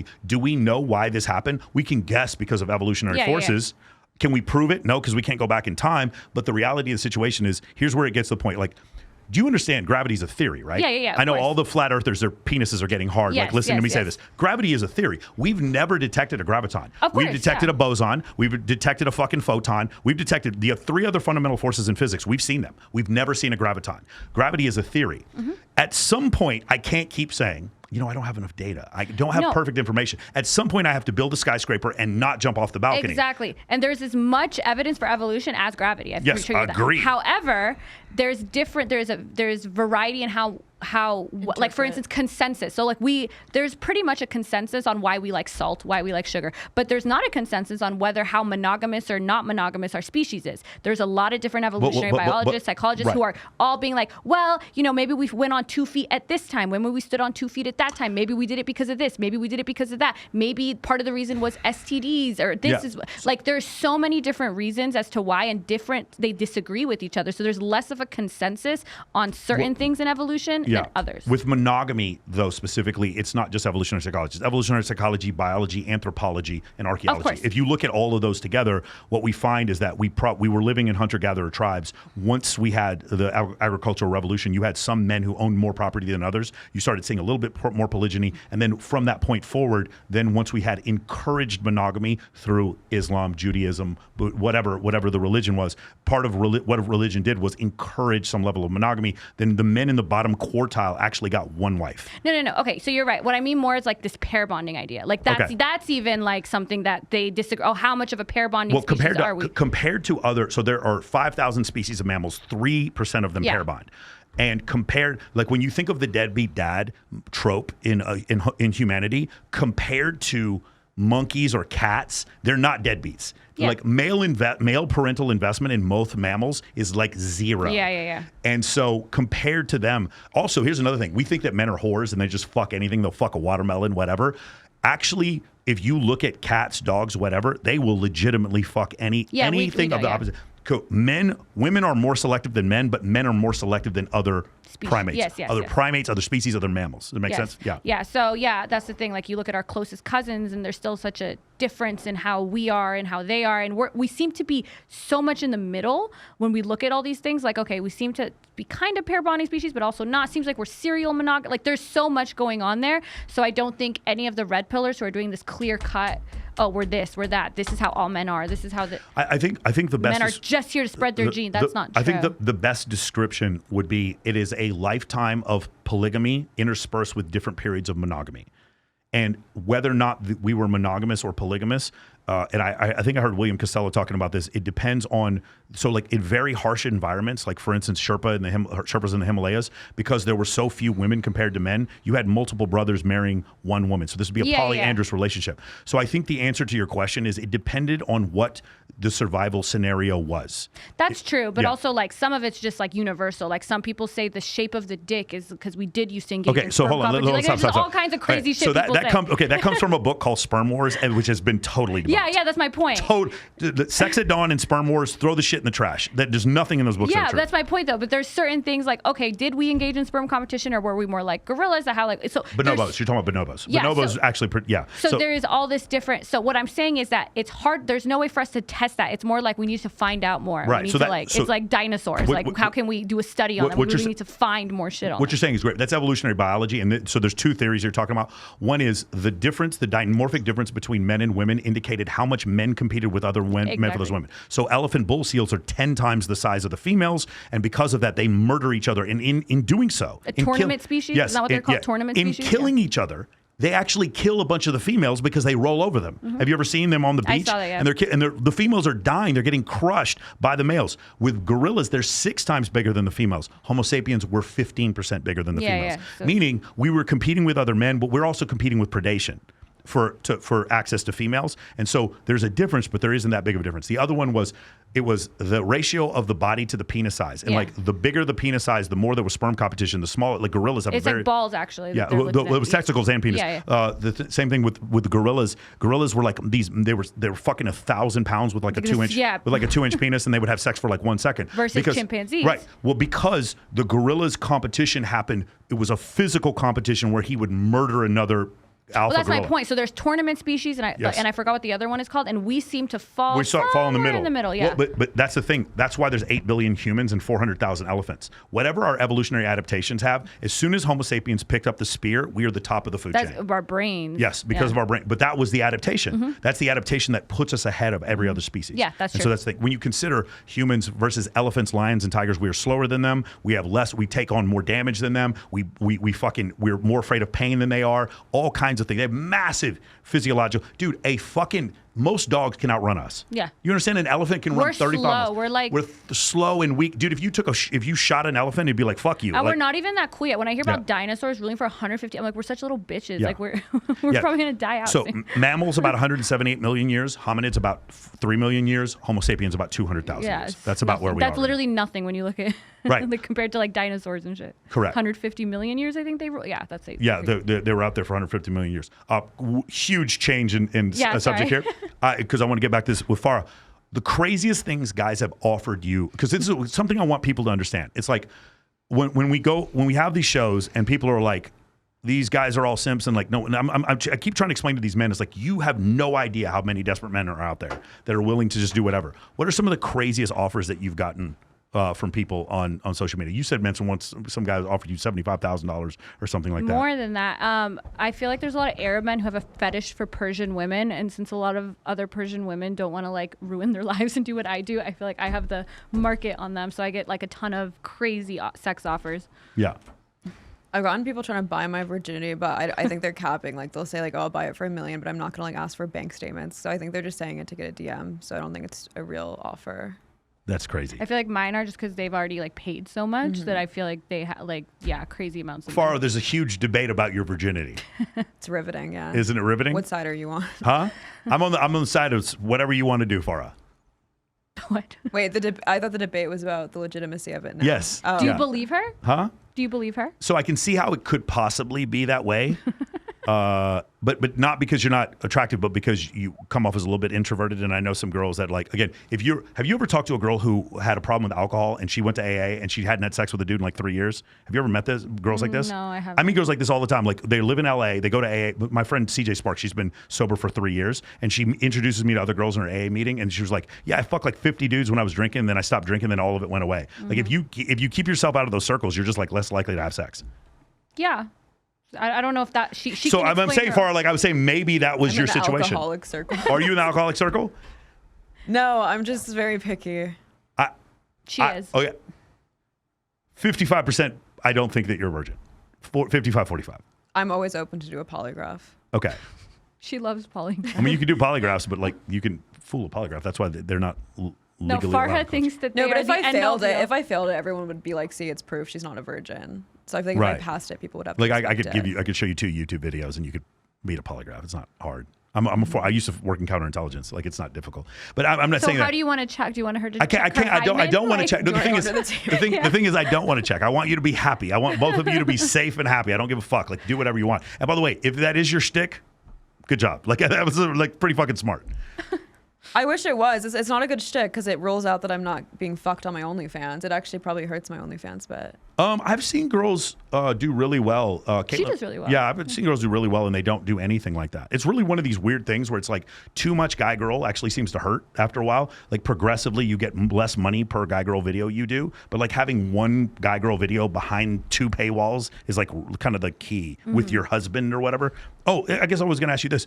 You are filming with one guy who's your friend. Yeah, well, yeah, we're in a one-sided open relationship. One side. now. So He's closed. I'm not. but do you see other dudes? Yes, but I don't have sex with them. But I might eventually, because I take a long time to have sex. Like my body count's like 7, so it's not like. So I like take months to get to know someone, and I can do that process while I'm dating him, but he can't do anything. And then he's basically like, yeah, if you ever find a replacement for me, I understand you're gonna leave me. But that's not like every night I'm going out and fucking other dudes. That's crazy. I mean, that's not crazy. You know what? That sounds judgmental. That is unusual. That is outside the spectrum. Yeah, probably. Okay, so But I'm an alpha male. now What am I can you supposed to- tell me how did you come to this determination? Like when you're sitting there, you're drinking some wine by the fire, and then all of a sudden he's like, "Yeah, I won't fuck any other women, but you can possibly fuck other dudes." Well, it's funny because he was fucking a bunch of women before, and I think he just doesn't like it, and he just like fell like madly in love with me. But I was like, I don't want to invest in you because I don't think we're good like long term. So I need to be able to date other guys. And he's like, well, I still want to be with you, blah blah blah blah blah. And he's like, well, I don't want to date anyone else. And I'm like, yeah, I don't really, because it's like easier if he doesn't date anyone else, because then like I do have like some feelings for him, and I'm like, okay, well either we can not be together and we can just date other people, but I don't want you to date, but I want to date. He's like, fine. Commentary from Farha. What do you think about this? I applaud it. I think it's beautiful. So you are legitimately in a polyandrous relationship. Yes. Farha, what about you don't have to be specific, but any challenges when it comes to dating? No, people always think OF is like a hurdle in it, but I feel like it's actually like up to my sex appeal for people.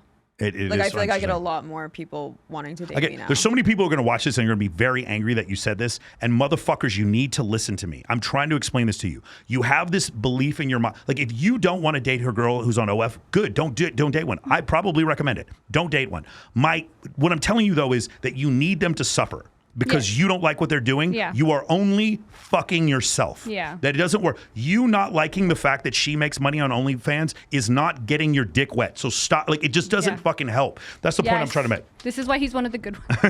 No, but It's true, it's but true. it's so pointless, guys. I'm just trying to explain to you. Like you're not going to change the world. It's just not how it works. Or Now, here's the sitting thing. around and waiting for us to suffer. Sorry, we're probably Yeah. just going to be rich and happy forever. So both things can be true. These girls can still have a lot of partners and not suffer whatever, even though it bothers you. And at the same time, there are people in the red pill space who are telling you to level up, get your fucking gym on, do that stuff. And these guys are getting in the gym and they're actually meeting women that they want to date. Yeah. Like, people don't know this. Myron does a show on which credit cards to get in order to build up your credit. He owns 17 houses right now. He teaches people how to do real estate stuff. There's a bunch of stuff that goes along with it, but the problem people have is that once he does after hours, then it becomes 304. What do you think? What do you think is why does he get so much more? Why does he get so much more views on? It's because this audience, a lot of them want to just watch it to see women suffer. Correct. That's why he gets, I didn't even know. A lot of people don't know he does that for a reason because people don't watch it. By the way, the first person to agree with you on that is Rollo. Like, we've had 3. Hold on, Jacqueline. Tiana Jacqueline, we had Lisa Song Sutton, and then I have Lauren York coming on, and then probably Emelina Adams. They're all 4 Miss Nevada. They're 4 previous Miss Nevadas.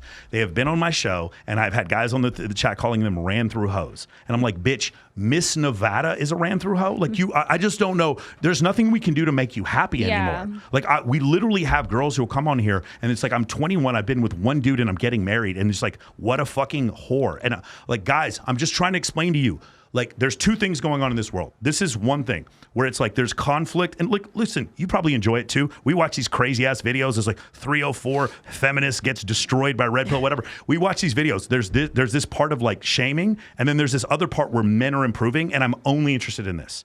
I'm only interested. Yeah, but the problem is how much of your audience is only there because of that part. But at some point you can change them. At some point we can influence. But them. I don't think like Myron's doing that by doing after hours and making all these girls go around the room, and I don't think he's contributing to that by doing this. But he is contributing to his pockets and our pockets and getting more views.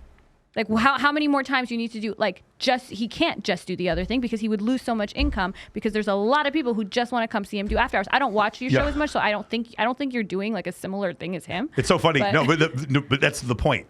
I know full well I only have 140K and he's got several million because what do? I sit there and source fucking published papers, and like I have Harvard people come on here and fucking physicists, and people are like, yeah, but you didn't call her a bitch. Yeah, so like, exactly. And like the other part is if you guys ever do come on our panel show, Access Vegas, like I know all the girls. So like we'll talk and I'll be like, hey, so this situation with your boyfriend, and sometimes they're telling the truth, sometimes they're not. But one thing I wanted to do different with my show is like I actually know them. Like it's not one of these things where they're just random people. Yeah. I just know hundreds of girls, so I just have them come on the show. And I think that provides something different.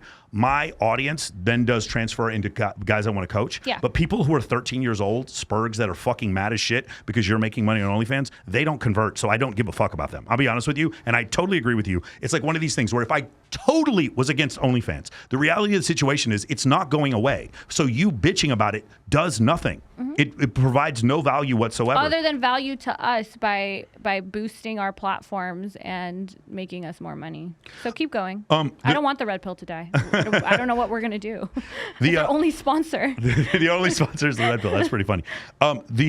You actually did mention this, the girlfriend experience being unhealthy. This kind of goes back to what we talked about before. It's like men going a little too far, or is it men going a little too far into the OnlyFans experience by having a girlfriend experience? What do you think? I think it's literally unhealthy. I think I didn't even know how crazy streamer like communities are. I think all parasocial relationships, like I think you need to just get off the internet and have real friends. And I actually think sitting and watching watching any streamer for 10 hours a day is horrible. Yes. Like all of it's bad. It's not just I started eating on my streams because I watched Destiny do it. I was like, this motherfucker has a shit. Have you seen the chef will come bring him food? And I was like, and he's been on for 11 hours. I was like, and I felt bad. I was like, I have to be like all See, that's pretty. my point. Like his community, like I'm not he's like all of them. He's sitting there like half asleep with a shotgun in the back, eating fucking oatmeal while he's sitting there typing. I literally have no one as crazy on my OF as I've seen like these streamers community. Yeah. Like I've never had anything like the Kai Cenat community. They're crazy. Yeah. So no, I don't think any of that is good. Parasocial relationships not good.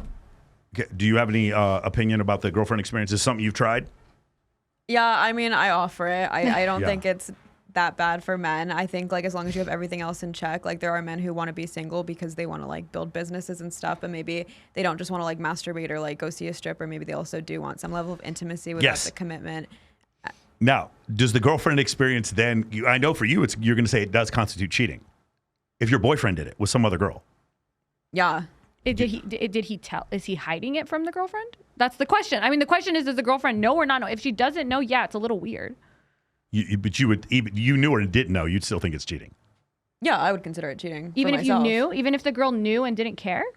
No, he's asking for me her. personally. Yeah. Even for me, like, I mean, yeah, that'd be weird. Like if he didn't tell me. No, but here's the thing: your dude can't go see other people. Yeah, he can't. No. And you can. And so, what if he tries to have a girlfriend experience with a girl on OF?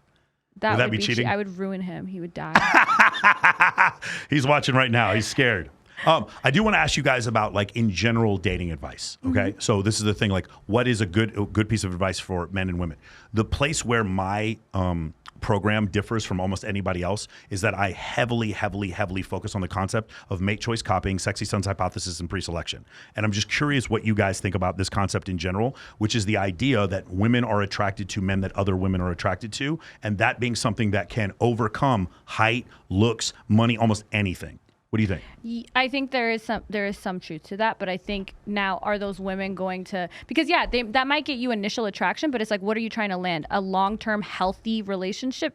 Maybe just trying to get a bunch of girls. So then one girl, like I think a girl who's choosing you because other girls like you might be like, oh, he might be interesting, and that's happened to me where I'd be like, oh, like all these girls like him, let me talk to him, and I was like, oh, never mind, he sucks. These are weird girls, like So I think from my standpoint as a man, what I want is as many options as possible that women are attracted to you. Not that you sleep with all of them, because I have some clients that are Muslim, I have some clients that are Jewish or Christian, and they don't want to have sex with a bunch of women before they're married. But I do think it's unhealthy for them to then think, well, I don't even want to attract women. Like, no, I think you still need to be able to flirt, even if you're a good Christian man. I think you need to be able to do that. Yes, I agree with you, but I also think like that's like obviously the woman that other people are going to find, the kind of man that other women are going to try to find attractive is probably just attractive. Like he's probably like, they're not. If all these women are like, okay, I see this sometimes where a bunch of women are like, oh, I like this, but usually it's because they're famous or something. I'm like, no, Great point. So TCU did a study on this, and they used control samples. So it was the same guy with women, without women, and they used different heights, different facial structure, whatever.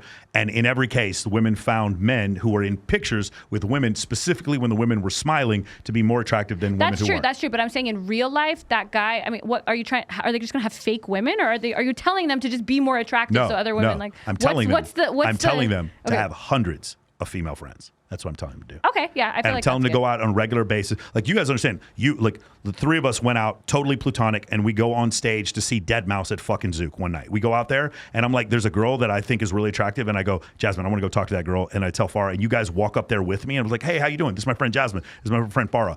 The likelihood of her rejecting me, turning away from me, not giving her number just plummets. Yeah. It's just something I've seen anecdotally. And then the data came out and it showed that this pre-selection idea was real. I agree with it. But I just say in real life, like you said, a lot of friends, female friends, I think is a good one. But I was just wondering how you work. Like, do you just like hire women and have them be in a picture? I feel like it has to be authentic. Some people have done that. So the trick, what I found is the difference between lascivious and attractive. If you show approval and compliance, then that tends to work. Meaning the woman's hips are slightly turned in towards you and she's smiling. And by the way, you know how you can fucking change that? On Face App, they have a little thing where you can change if she's smiling with her mouth open. Have you seen this before? No, but like that's it. Like if I knew I'm not saying you do that. I'm not saying you should do it. Like went to your coaching school and then like learned that he just have a woman with her, I would literally, even if I was about to marry him, I would dump him. I would be like, I'm so unattracted. My pussy would be dry forever. For sure. I totally understand that. But at the same time, it works like incredibly well. Like it does. And the other issue was like the number of women that told me that they wouldn't sleep with Bilzerian. It was really interesting. So I'd hang out at Dan's house sometimes. We'd have like a party or whatever. And there would always be some girl be like, yeah, I like Dan, but I would never have sex with him. And that's usually what they said right before they had sex with him. And it was just one of these weird things where it was like, no matter how much pre-selection I saw, it didn't seem like it ever hurt him. It hurt him with women. It hurt him with women who liked him, but not with women who didn't like him. I think, something that I think is attractive is a guy who has a lot of options, but doesn't use them. Like something is gross. Like if a guy is using it and then he's like not, I think selective men are attractive. So this is why I said the difference between lascivious and attractive. Yeah. A man being in a photo, like I've been in photos with girls where the girls in the photo I was clearly just friends with and stated that this girl was my best friend, and I still got likes from prettier girls from that, and girls actually telling me later that they were attracted to me because of that. Like Kylie Myers is my main wing girl when I was single, and she's this stunning blonde who lives in Nashville. And when I was single, I would just be like, I think that girl's pretty. She would walk up there with me, and it was a fucking rap. It was a rap every time. So I'm just curious, do you have any opinions when it comes to this concept? concept? If it's organic like that, like if my male friends ask me like, hey, can you come up with you to talk to this girl? That's fine. What I find annoying is that a lot of my male friends in Miami, I'll notice they're like, if I'm like dressed really well or whatever, they're like constantly just feigning this like closeness for their Instagram stories. And I know that they're doing it for social proofing, and it makes me kind of resent them. Yeah. So that's what I worry about, like with advice like this, is like they're actually just hollowing out their real relationships. So what I do expect them to do is never fake like you're with that girl. No, that's not what I'm saying. I'm more so saying like if I'm out at like lunch with my male friend, I can just feel it. Like it's very obvious that he's doing it for women. But what he's doing is for women. But he wants the women to think that like you guys are hooking up, or even just that he has like a successful female friend, whatever it is. It just makes. So you have a problem with a guy who girls know he has a successful female friend and women would find him attractive? That's a problem? The problem is that it's inorganic and I'm being used as a means to fuck women. Yeah. She's talking about the friendship she has with the guy. So she's saying like your friendship, it ruins your real like relationship. if I have male friends and they're constantly taking photos of me for their Instagram story and tag me because then they feel social proof. Like, oh, Farha Khalidi is friends with me. I find that annoying. I found the opposite. I found my female friends were like going out of their way to try to introduce me to girls. Like they didn't care at all. I think it's interesting. Oh, then that's what I said. If it's organic, like if my male friend said like, hey, I want to go up and talk to this girl. Oh, I see what you're saying because they're being honest about it. So I agree with you totally on that. Like a lot of times when I'll do like the group photos or whatever, I indicate totally it's like, we're here to modeling shoot. These girls are my friends. This is my BFF. This girl's like my sister, whatever. But I found the same effect. I like found that because what happens is it's compliance and approval and the woman being attractive more than lascivious. What hurts you is the ass shaking, grabbing your tits, that kind of stuff. With a girl, like I had one guy, he's like, girls are grabbing their ass like right next to his head. And I was like, that hurts you with women who like you. That actually hurts you. But other women finding approval in you, that actually helps. Yeah, and I think that there's something that like I like a guy who can get along with women. I think especially now we're so black-pilled with doing so much. Like I'm like, oh, you have female friends? You don't think we're just like inferior by default? Like cool. Like I think it's attractive if they have female friends of different attractiveness levels. If all their female friends are super hot, that's true. That's one thing. Like with the charity events, sometimes the guys will come to my charity events and they'll be like, yeah, but that girl was like 40, and I was like, bro, it's a charity event. I don't give a fuck how the girl looks. Now there happened to be an outrageously high number of attractive women at my events because I invite them. But like, I'm never going to disclude someone because you're well, that's older. my point. I agree with her. I think if I see that all his female friends are really attractive, I assume he just wants to have. I assume he's just friends with them because they're attractive. Okay, I need to work on this. I have too many attractive women on my IG. Yeah, that might be because then see. So I would, especially if all the women are young, I would be like, he doesn't have real friendships with these people. I would never think that now you're like going home and you guys are like texting like we text. Or like unattractive women are invisible to him, which I find super unattractive. Yeah, no, I have group chats with my female friends and we send each other fucking horrible memes, like memes all day long. Yeah. Like, by the way, memes are the greatest way to like cross the intersexual barrier. Men and women both like memes. I like memes between people. Like they're really, really great. But they have to be good. If it's bad, if you have bad humor, it's done. Yes. I thought one thing that was interesting that you said was the concept of when prostitution was legalized in certain places that you saw trafficking increase in those areas. So there's the prostitution being legalized, which was supposed to like get rid of certain problems. And then the contrapositive of when in pornography in certain cases, we saw less violence. Yes. Can you go over those two concepts? Yeah. So there's, oh my God, I think one of them, I think it was Czech Republic, Hong Kong. I have to remember. Maybe I have it in here, but I don't. If you want to give me time to look it up, but it's fine. That this was research I did to do that whatever debate. But yeah, they found that in a few places where there was like a government that took over, that they did like whatever, or there wasn't porn allowed, and then there was porn allowed. I think even Jordan Peterson says this. Now, I wouldn't go as far as Jordan Peterson to say that it has been shown to definitely have a cathartic effect on sexual violence, but there's also no evidence to show that it increases, which is a claim a lot of people make. So it doesn't seem like porn has any negative. It could even have a positive impact on sexual violence towards women. You also know the studies that show that violent video games don't make kids violent. You've seen that too? Yes. Okay, so I am of the opinion that misogynist people come into the red pill space, but I don't think red pill space makes people misogynist. Here's what I actually think makes people misogynist. Alan Roger Curry wrote a book called Mode 1, and I think his description is perfect. It's not rejection from women that makes men misogynist. It's when a man invests in a woman, thinks he has a shot, and it might be her fault. It might not be her fault. I mean, she may have totally said, I'm just going to be friends with you. And then he finds out that she slept with some other guy the first time she met him. That's when men become misogynist. Okay, so I'm going to push back a little bit on the red pill because I think it's a little different. So there's, 3 ends of radicalization. I forgot who came up with this, but it's need, narrative, and network. Okay. And so, yeah, video games on their own are not giving you need, narrative, network. I don't think but the red pill space, like there could be a guy or an incel or whoever, or even these incel forums that's like kind of feeling this way, and then he goes on these forums and now he has a narrative. These red pillers are telling them it's because women suck, blah blah blah blah blah. You have a need for something that you're not getting, and now you have a network. And there's been tons of studies done on how I think one of the reasons that you're not as misogynistic is because your opinion of your own sexual market value impacts how much, so guys who have a lower perceived, they are more misogynistic. It was Mac and Murphy showed about this. He talked about benevolent sexism versus hostile sexism. Yeah, hostile. And if you're less attractive, you're likely to have the hostile sexism, but not the benevolent sexism. And I actually prefer women to men, to be honest with you. Like I'm about as lack of a misogynist as you can get. Farha, a couple things. Your issue with Rollo. Like, listen, I'm going to say this first off. Rollo is one of my best friends. The three of us would not even be having this conversation if it wasn't for me meeting him. So I owe a lot to the dude. And as a friend off camera, he's a really, really great. He's like an older brother to me. But he gets into conspiracy shit, and sometimes we disagree. A lot of times he attributes something to be nefarious when it's not just negligence. Does that make sense? Mm-hmm. Of course, people on the other side want to silence him, but I don't know that it is a worldwide cabal. Like I don't think that Joe Biden has any idea what red pill is. That's anyway. That's the point I'm trying to make. What is the issue that you had? My beef with Rollo Tomassi. Yeah. I was really excited to do the 2v2 with him. You know, I was like reading a lot of his Substack. I think he's really well written, and I think that he is decently mentally present. So I was excited for it. But then he just starts like leaking my DMs with random people, and I just think that's way too high school. Like there's a certain threshold of things you don't transgress in this industry, and especially because he was clutching his pearls over his daughter being doxxed. I don't know why he would go into like the leaking territory. So that's why it's a hard line. Nothing he leaked was even like that salacious. It was pretty innocuous, but it's just like a principle thing. Yeah, I think that's probably why, because he didn't think it was innocuous, and also because certain people have leaked his shit. I think that's why. Yeah, so I understand. I can talk to him about it. I would love to have the two of you guys on. I don't think it would be an issue. And you're right. Like the reason why we do a show together is because I was the only person in this space that read enough evolutionary psychology to keep up with him. And he's the only person I know who reads as much as I do.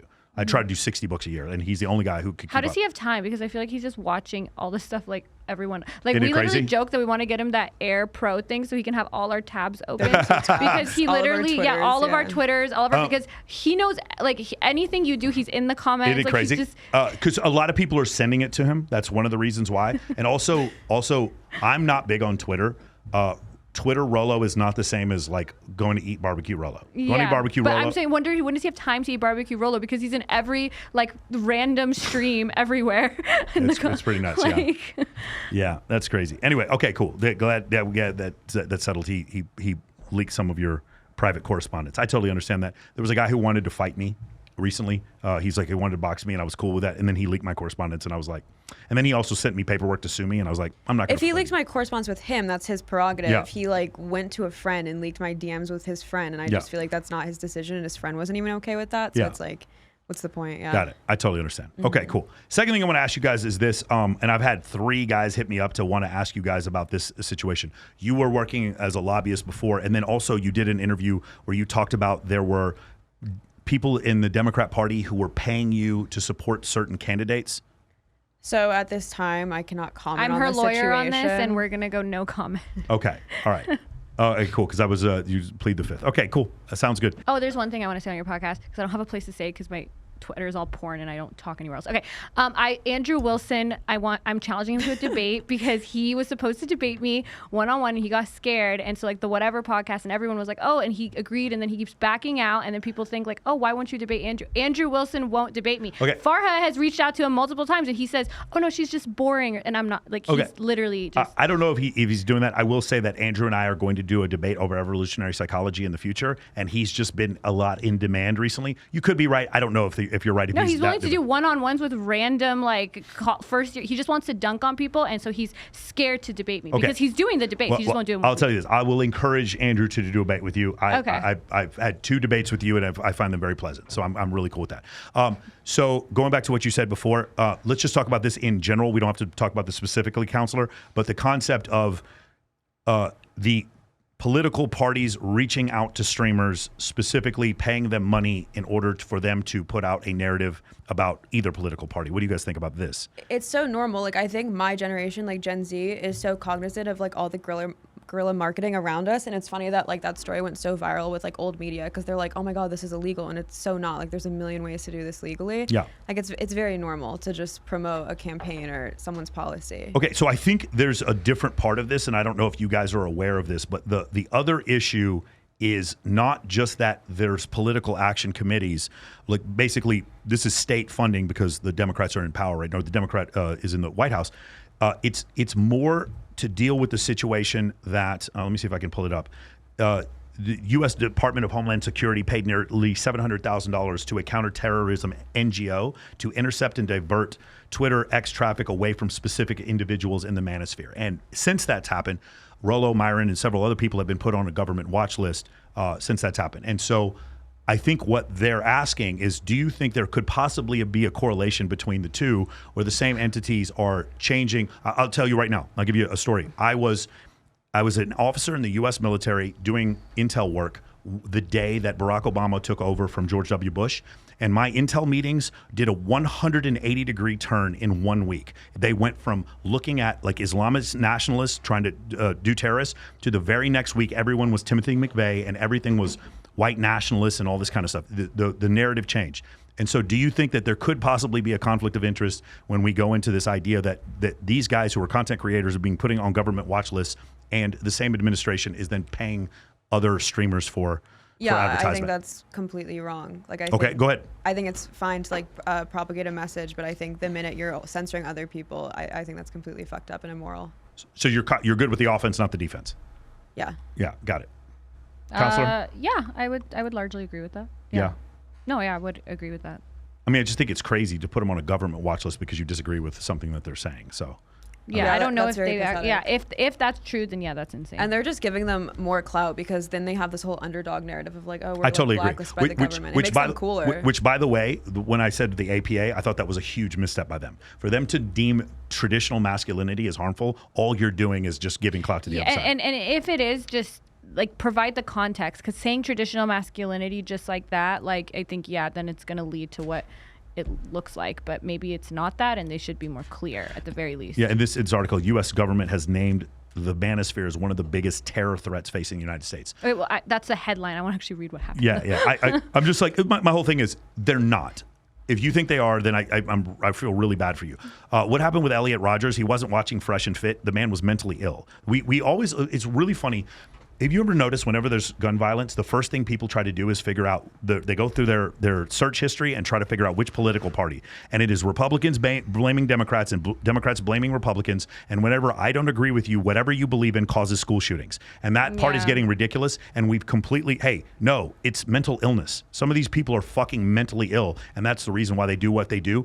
In Tennessee, there was a woman who was pro-trans who was sitting there shooting up a bunch of people. And in this situation with Timothy McVeigh, he occasionally looked at some pickup content, and then they're saying, "Oh, well, this is incel violence." Well, aren't they more black pill? They're not red pill. The shooters. Well, regardless of what they are, but I understand what you're saying. But red pill takes the brunt of it. Like they're still going to get blamed for it. Like it's not fucking wheat waffles that's on a government watch list. The black pillars are not getting on a government watch list. It's guys like Rollo. Yeah, it shouldn't be the case. Yeah, it's beautiful. I think we solved everything. What do you guys think? I think we did. I think the feud is over.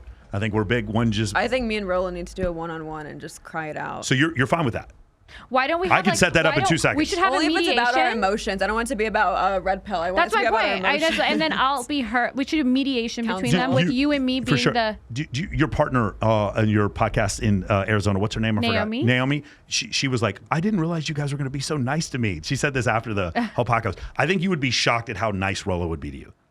I think you'd be shocked. I don't question that he's a good guy. I'm just saying there's certain thresholds you don't cross. Agreed. In the industry. I totally agree. Yeah. We should mediate a therapy session between them. I think that would break the internet. Me, like, as her advocate, and you as his, to make sure they're both being heard. So we sit here, and then they sit here. They sit there, and if I feel like her needs aren't being met, I'll speak up, and then you too. If Rollo's needs are not being met, I'll be like, dude, stop being a bitch. I think we should cancel Access Vegas, and we should do that. Yeah. Tonight? Yes. Candlelit. I want it to be very sentimental. I think you guys should just come on the show tonight. No. They need to squash this. There's an elephant in the room, and it's okay. Rollo leaking me. Beautiful. All right. Hey, where can we find you? You can go to jazmenjafar.me, so JAZMEN JAFAR.me, and that will have everything. My OnlyFans is just Jazmen00. So yeah, if you just search my name, it's spelled weird. So everybody. You said something like you do political debates, and then people watch you have sex with yourself like right afterwards on OnlyFans. That's great. There's such a dichotomy. That's such. I want to make sure that there's value. Such a new world. You know what? You know what you think about it. You're giving them political value, and then after that seems like a lot of value right there. Go ahead, Jazmen. Where can we find you? Farha. You can find me at Farha Khalidi on Instagram, TikTok, OnlyFans, YouTube, everything. Awesome, Farha. Terrific. Awesome. And you guys have any plans in the future? Stuff you got coming up? We're doing a whole media tour. Yeah, me and Farha from now on, we're just a package deal. So Progressive Victory has dropped me also. And Seriously? No. Oh. No. I'm just saying I've dropped them actually over this. So me and Farha, we just basically... We're starting our own. We're starting Conservative Victory. We're doing CV. Conservative Victory. So we're deciding where we want to go with things. This is our Candace Owens arc. But we're red-pilled on the Democratic Party now. Yeah. We're over them. You'll be seeing... You'll be seeing us, you will be seeing us on your the Daily screens. Wire, yeah. Awesome, man. I'm excited. Thank you guys for being so candid about this. Again, we're all rational people to some extent. Well, some of us are irrational, but the point is like we all kind of want what's better for society in general. And if we want what's better for society in general, we're going to be able to find some common ground. There are some issues where it's like atheism versus Christianity, but for the most part, we're going to be able to say it's better if people don't cheat. It's better if you don't have your wife leave you. It's better to be in better shape than not be in better shape. So we should be able to find some level of commonality, and I hope we had to do that today. And I'm sorry if you motherfuckers were disappointed because I didn't call them names. I'm sorry. Yeah, we're disappointed. Call us at 304 okay, one time. No, I can't. Not this time. Maybe next time. Got to pay me. Got to subscribe to my OF. I'll call them 304. All right, guys, take care. I really appreciate this coming out. I probably won't have an episode next week because we're going to be doing New York and Miami. I'm going to be going on Saucecast. I'm going to see the guys from Fresh and Fit. I'm probably going to see my man Wes Watson. I'm going to see Brandon Carter and a bunch of guys in Miami. And also, if you guys are interested, we're hosting an animal rescue in Miami on the 18th of May. We're going to be supporting Project Fashion Tales. It's going to be Babes in Toyland White Party at Hyde SLS. And if you guys are interested in that and want to come support charity, please come do that, and we will see you all next week.